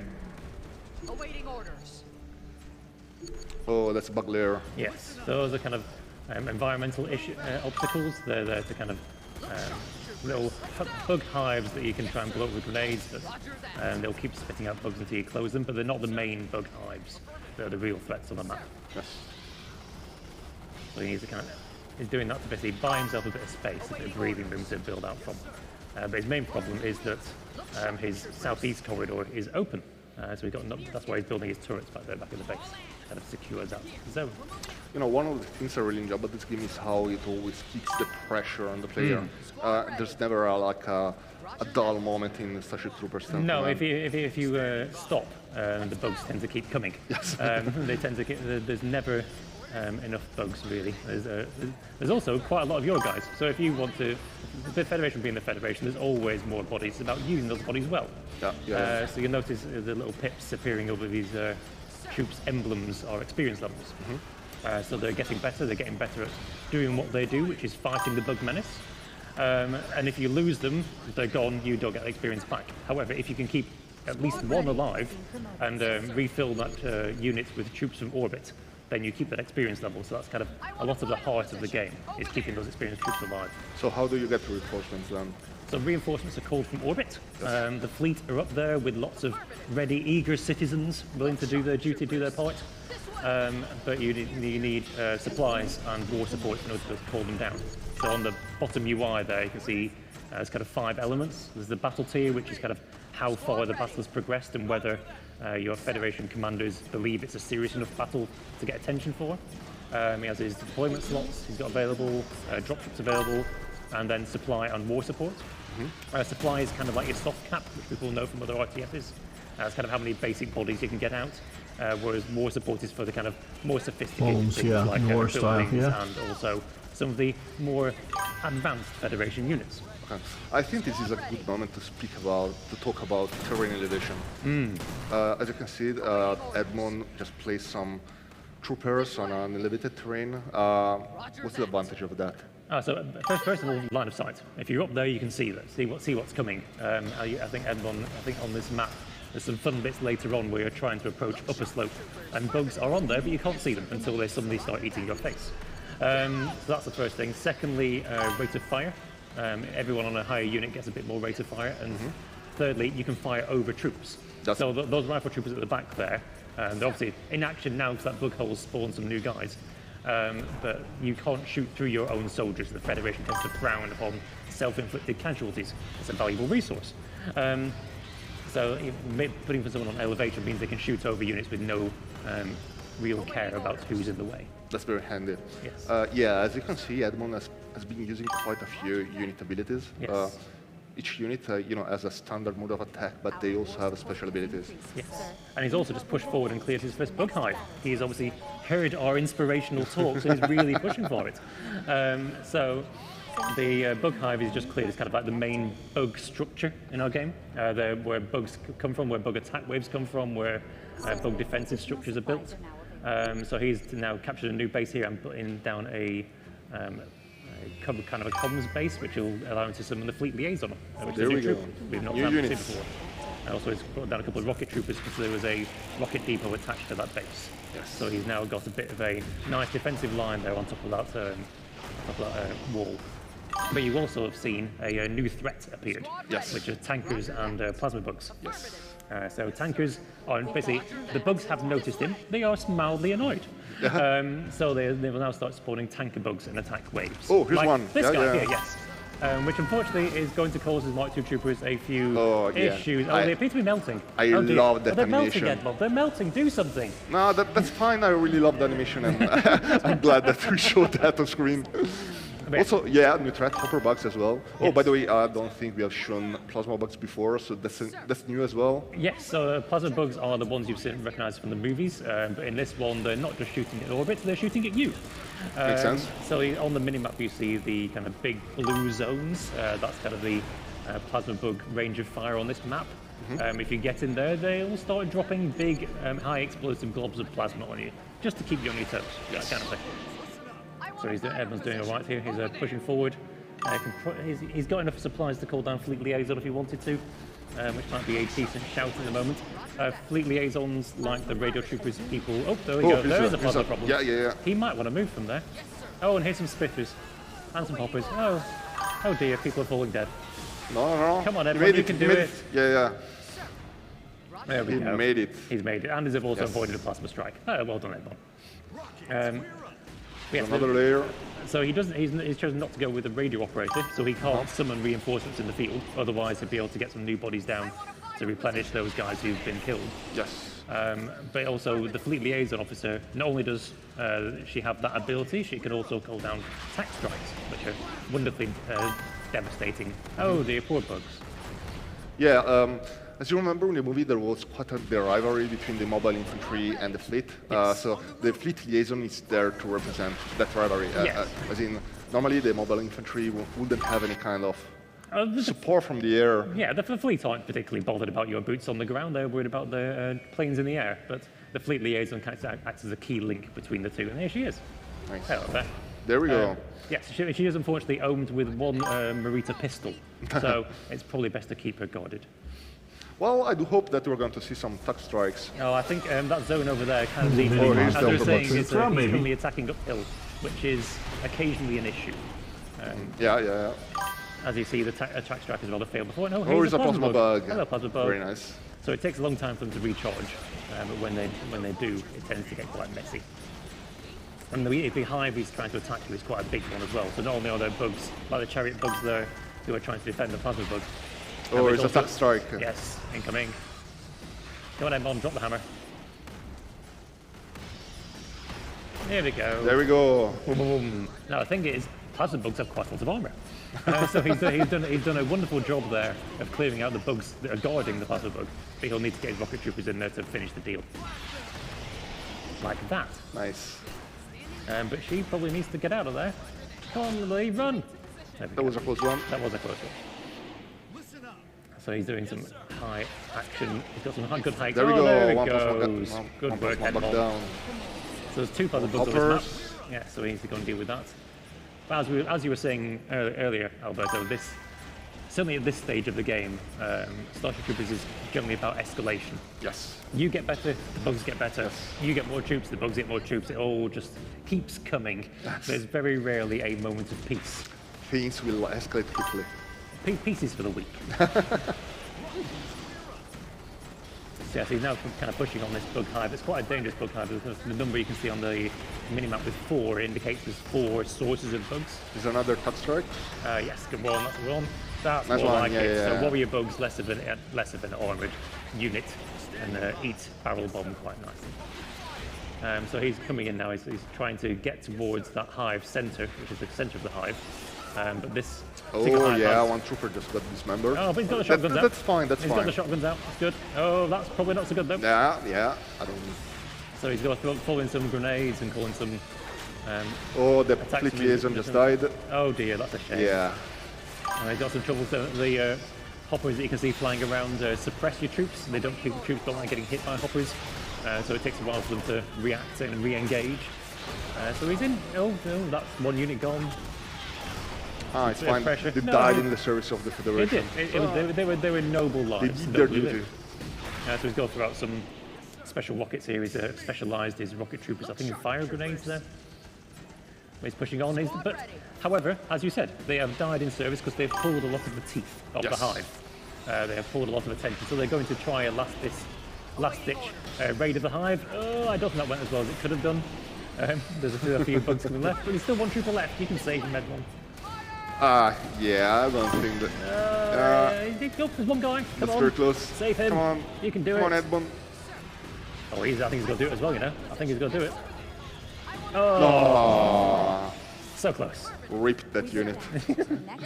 So, a little announcement there. So, new next battle tier unlocked, which is quite exciting for our purposes. The battle tier is next battle tier is battle tier 4. So, if Edmond can now find a bit more war support from somewhere, like from clearing a hive and capturing a base, we'll have some fun later on. Oh, however, I think he might need to get a new army. I think this army is not looking as healthy as it could. Yes. Time to call for reinforcements. Yes, regeneration time, Edmond. There we go. So, as we were saying earlier, losing your army is not the end of it. Losing your bases is not the end of it. As long as you've got some sort of foothold on Kwalasha, you can get back into the fight. But all these guys are now level 1 XP, no special or very basic special abilities. So he's going to have to up his game and play better, aren't you, Edmond? By the way, you have 20 minutes left. Yes. Then it's court-martial time. Yes. No pressure. Some pressure. So you can see there, he's able to call down quite a large force, but he only has 5 dropships available at any one time. So there's a bit of a you can't insta summon an entire army. You know, that dropship count will run out eventually. So there you go. I think this is looking a bit more like it though. He's got that 2 Mark II, some rockets, some rifles, fleet liaison, and some engineers. I think this feels much more like a force to me. So his combat engineers he's going to use on the flank. They can't shoot hoppers, but they're very good at close range. So they're very, very good for securing a flank or in a choke point. I think he needs to get some extra support up there. The other advantage of the Mark II troopers, which are the guys you see in the middle there, is they have underslung grenade launchers. So even if the line of sight is blocked, they can still contribute to the fight by lobbing some rifle grenades up the top. So here we go. This feels like a good one. So that you see there, it really feels great when there are all those bugs coming at you and just being shot and torn to pieces. It's amazing. So you can see, you saw that Edmond actually, rather than calling down the attack strike, he used the fleet liaison to drop a dropship beacon, which meant he could summon reinforcements from orbit, which has given him a chance now to basically take a few losses, but then resummon them back, and keep them back in the fight. And if he can keep that area defended, then he'll be able to basically push out from there and hopefully take this bug hive down. Yeah. You know, just to explain something to those players who are a bit more familiar with RTS games, this game is really, really, really about micro. Oh yes, it's very much a micro game rather than a macro game. There is as you've said, there's an economy there, but it's a Starship Troopers economy. It's not your usual. There's no harvesters, there's no drones. Well, there are drones, they're on the other side. There's very much about securing access to forces and using those forces well. Edmond is. From looking at his hand, he's playing with a very high sensitivity mouse. He's barely moving. He's in full elite player mode right now, I think. There we go. So you can see from the markers there, Edmond's cleared the bugs out of the main hive. He's cleared the bugs out of that first tunnel, so I think they're about to come back. There we go. So he's just got to clear those last few pips of bugs down. Oh, they're going to make it. Oh, I think they got bushwhacked. Didn't quite make it. But he can get down a drop zone and keep people up. And he's got some reinforcements back at the base. Come and help. But looks like that hive's down, that hive's down, that hive's down. Clear it, go on, get those guys in there. Come on, boys and girls, you can do it. So they're going to go in there. The bugs basically have been drained of their strength and their fury to take you out. So now a quick push in, a few explosive charges, and the hive is gone. And importantly, the Federation respects this. So it gains two war support for that, which is very useful. Yeah, this is very good, but 50 minutes left. Yes, no pressure. All right, so now we're going to another base. Yeah, so what he did by taking that big bug hive now is he's bought himself a bit of space, a bit of breathing space around his main defensive lines. So what he's got to do is go and capture that other Federation outpost, which comes with more supplies attached, and also hive growth. Oh, hive growth. Oh, that's unfortunate. They dislike you even more. Oh, and arachnid counterattacks. Oh dear, Edmond. The pressure just keeps growing. Well, I think he will need some new toys soon. Yes, he will. So what he's going to do now is, see, he's got more supplies and he's got a few more defences, but he's got that hive just to the left of where he is now that's kind of sat in behind his lines. So if I know Edmond, he's going to go and secure that space. So what he's actually doing here is using his dropships for a bit of strategic manoeuvre. So he's pulled those units back into orbit, which gives him a bit of supply back. But he needs to undo some HMD turrets to get the war support back, which will now let him call down the might of the Marauder. Nice. So this is what I was waiting for. Yes. So if everyone who's watched Starship Troopers 3 will recognise the M11 Babar Marauder. And whilst these guys are recognising that tankers are no joke, the Marauder is here with its Vulcan cannon and cross machine gun to basically make the bugs pay. So importantly, you see, it can move, it can fight, it can't shoot upwards, which is unfortunate. It's not very good at aerial bombardment, but that's what rifle troopers are for. Makes sense. Yes, so everyone's going to bring in the big guns now, literally. Yes. Yeah, I really love it. Yes, so he's going to secure this area from these bugs, but these warriors are no threat at all to a Marauder. Wow, look at those. You can shoot it any direction. Yes. It's amazing. So you see that hive has been pretty much shut down within seconds. Yeah, they're getting decimated. Oh, will he make that? Oh, that's going to be close. Yeah, he made it, I think. Oh. Yes, Edmond. Yes, nice. You are still alive. So now he's done what the Federation wanted, which is basically he's closing down hives. But he's now got a new objective, which is not just to clear all the hives, but also to activate the wavebreaker cannons on the exterior perimeter. So what can you tell us about this cannon? So wavebreaker cannons, you'll also remember possibly from Starship Troopers 3, defending the outpost there. They are very big guns, shall we say, is a very subtle way of putting it. But they're currently cut off. The defending forces couldn't secure them when the bugs attacked earlier. So his job is to push forward, reactivate the controls, and use them to stop the bug attacks that are currently coming in. If you look on the minimap, you can see the arrows in the southeast. So there's bug attack waves going from that direction. So he's now securing some little supply caches around the map to buy himself a bit more supply headroom, which is used almost instantly. That's how good he is. Oh, and the bugs appear to be taking his base back. Oh, that's unfortunate, Edmond. They appear to have wised up to your cunning plans. So I think he might be about to go into negative supply. He is. Negative supply is no bad thing. He'll be fine. Edmond knows what he's doing. But it does mean that he's not going to be able to summon any new troops until he gets into positive supply again. I mean, that's dangerous, but not. It doesn't necessarily mean that's the end of the mission. No, it's the kind of thing. If he can go back there and retake those bases, I have lots of faith in him. But I'm not sure his troopers necessarily do right at this moment in time. Run away, little man. I can make it. But the mistake Edmond made here is that whilst there weren't many, oh dear, there's so many mistakes everywhere. Oh, Edmond. He'll be fine. His Marauders there. He'll be fine. Those engineers, not so much. By the way, how many types of Marauders do we have in the game? So we have 3. So currently Edmond's got 2 on the board here now. He's got the one with the Vulcan cannon, which is basically spits out high quantities of fire, very good for suppressing the bugs and slowing them down. And then he's got another one down there with a howitzer attached, which is basically a very good anti-armor long-range weapon, especially for taking out. What's your favorite one? Oh, I like the one he hasn't got, which is a flamethrower, which maybe we'll see later. So he's currently got some engineers to come and try and secure his main base because he's still getting raided. So yes. To be fair to Edmond, we have asked him to set him a reasonable challenge here. Yes. Well, I mean, he's doing well. He is, but he has 10 minutes left. Yes, it might be a kind of a noble. This game does look exciting. Yeah, we'll see. So yes, there's a good force pushing forward. He's lost his other forces. He's lost 2 bases. He's still clinging on to 2 other bases. But he has 2 Marauders. He has 2 Marauders. And they are advancing. So yes, they are advancing. He's got actually those troops there are decent support, but I don't think he's got any more. Fleet Liaison, I think she may have bought the farm. She has. So he's unsupported, but he has said he has all the cannons. And that's he did well there. Ooh. So what you saw may have saw in the middle there is a very big warrior bug. That very big warrior bug is a royal guard, who are big and scary and get really, really angry.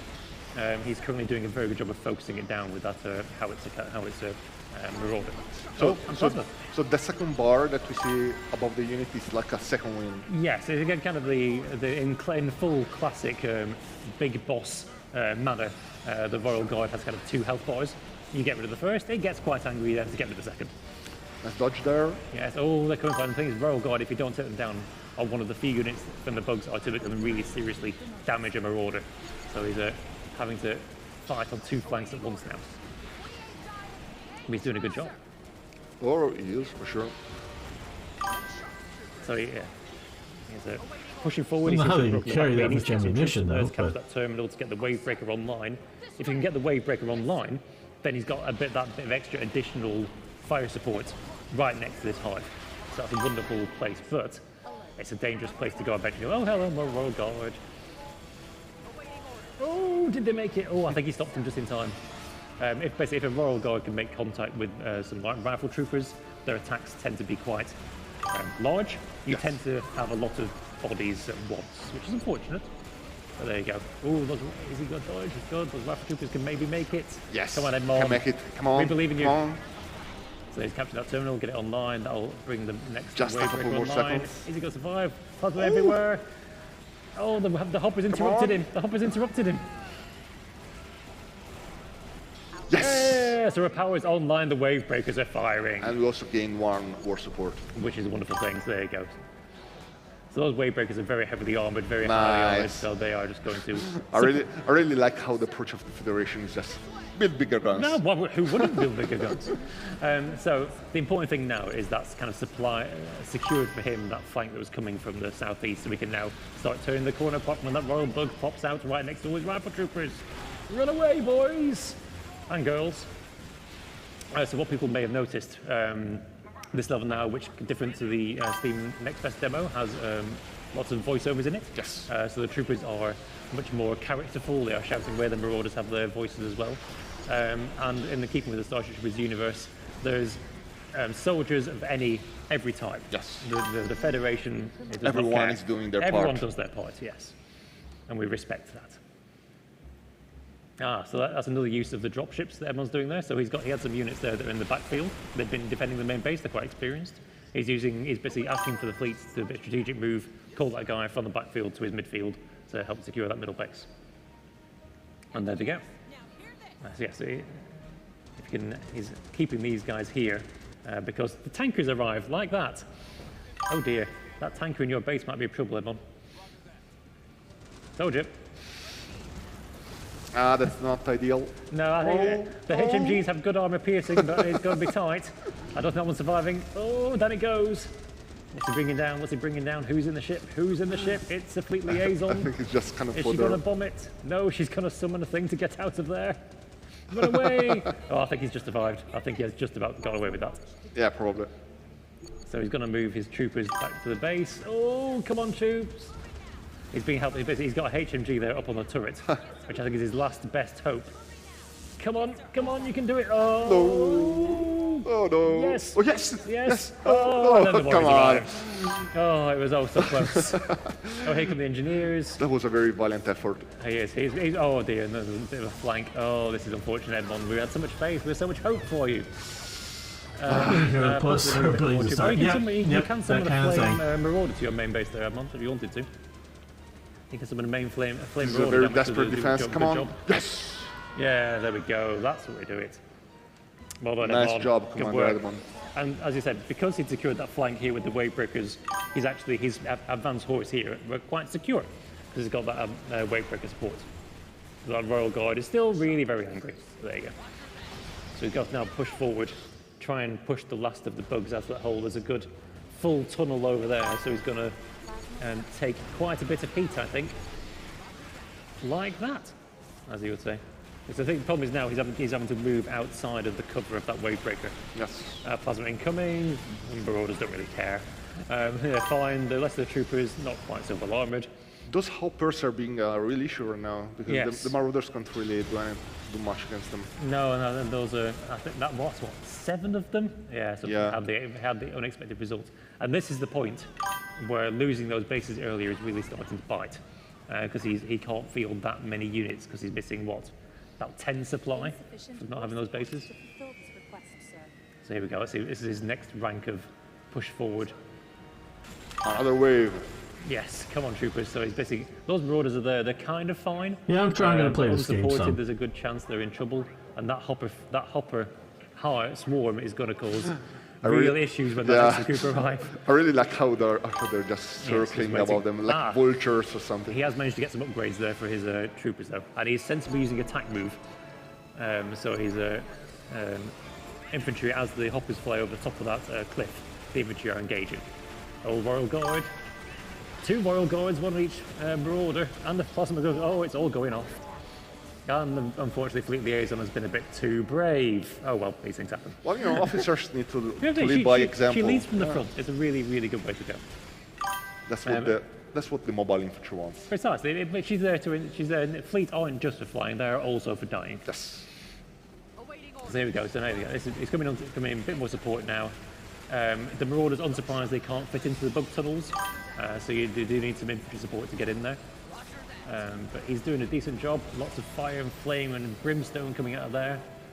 In go his troopers. Can they clear it? It's got to be close. There's a chance because he's done a lot of damage here. Go on, Edmond. Bang, bang, bang. Yeah. Nice, boys. Good work, sir. Well done. So he's got 4 minutes on the clock from what I can see. Yes.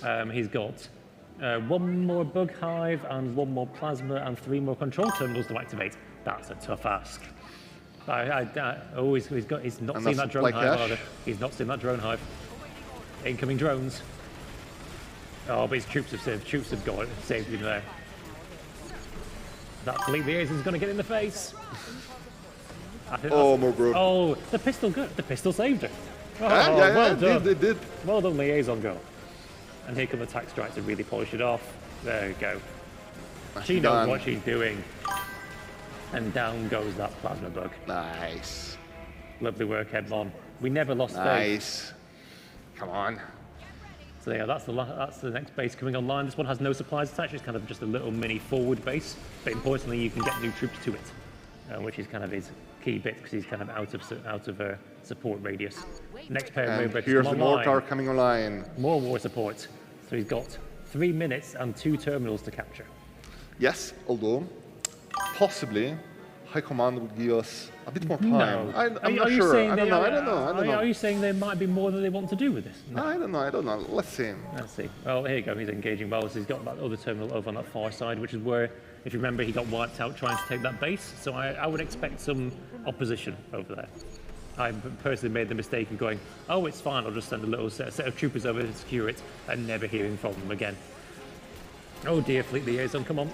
Back you go, back you go. Oh, that's what we like. That officer is very... That officer is one of the best officers I've ever seen. Down they go. That's unfortunate. Yeah.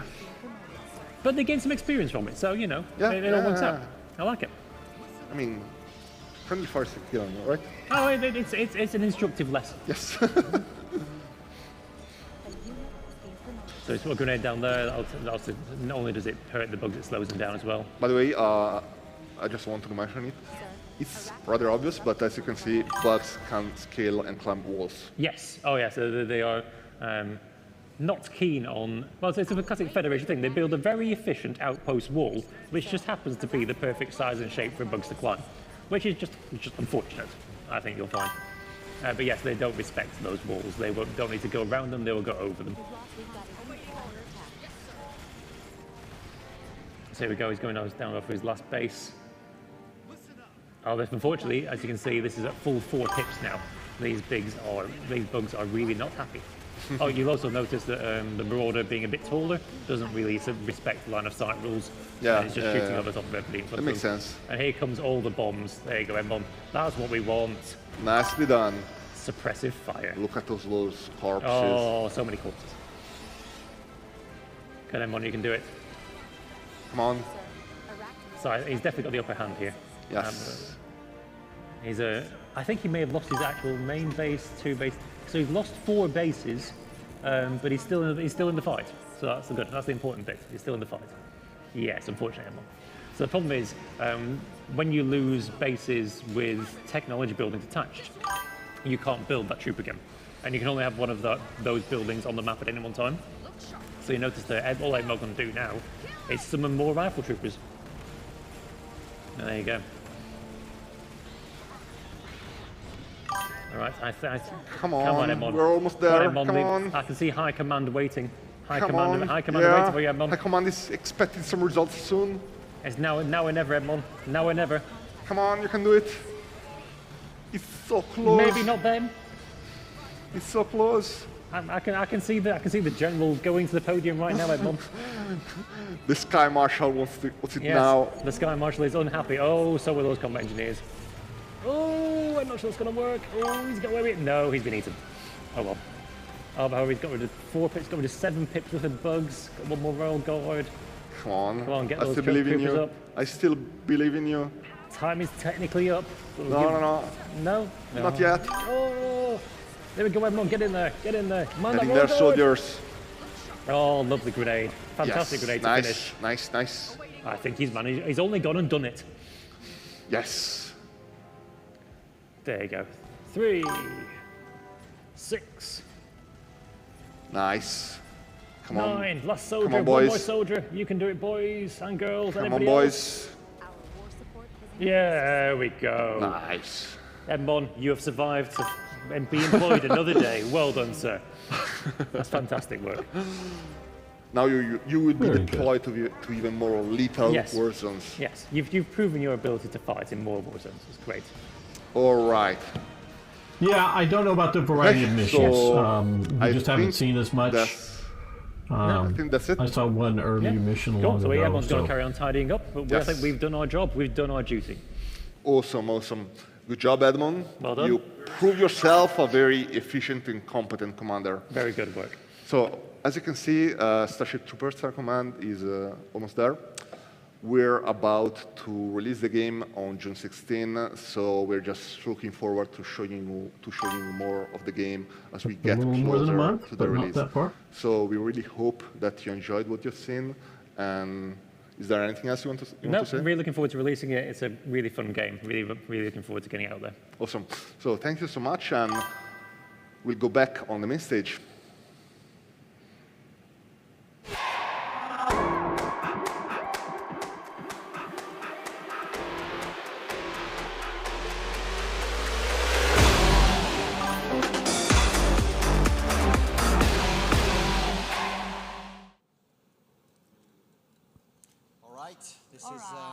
This is it. This is the. This was the wrap up. So we've got the drinks. Yeah. I was thinking the spritz is the same colors as my MCV Develop Indie Game Publisher of the Year award. This is an award we won. I think a couple of weeks ago now. Voted by you guys out there. I don't know. I will be taking a look at it. And being a in the one industry. of Slitherine all members of the streamers, industry. So I get all these things great for to free. see So yeah. that we have managed to show you so many games today. Julia it was exciting. I think all the games we showed today were really good. Yeah, I loved all of them, and especially the 2 brand new announcements. I know that they will be great, and I can't wait. Kingdoms. Yeah, Field of Glory Kingdoms and Ancient Arenas. Ancient Arenas.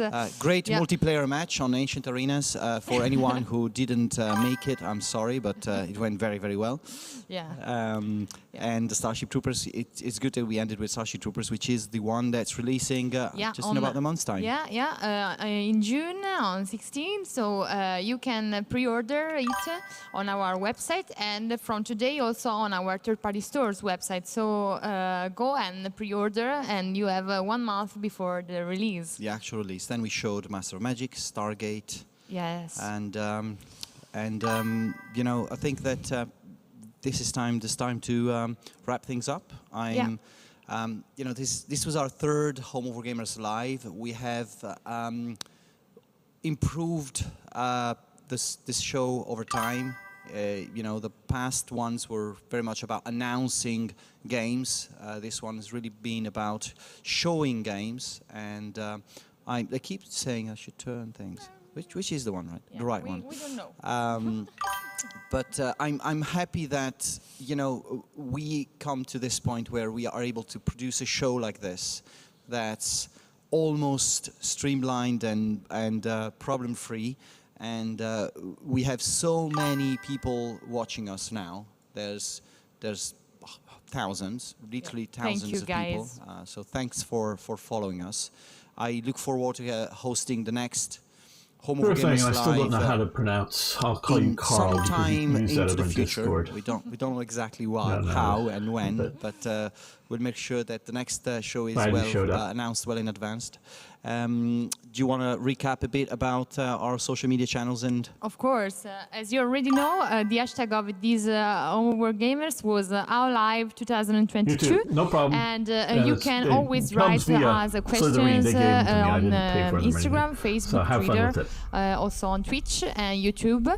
And we will see on tea time, of course, this Thursday, and we will answer the questions you made during this live that we did made to answer to all of them, because there were so much that it was impossible. So many questions. I think tea time on Thursday will really focus on answering your questions as much as we can.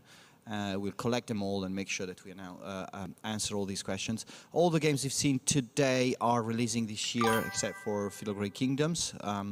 And I really hope that you're going to join us next Thursday at tea time and continue following our channels. And it's been great to see so many people turning up to watch the show. Thanks for joining us, and ciao. Ciao.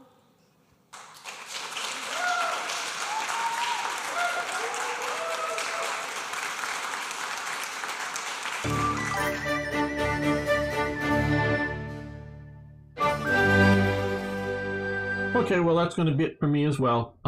Thanks all who watched. If you happen to catch this later on, come check out the next one here, and maybe we'll have more games to give away. Thanks, everyone. Bye.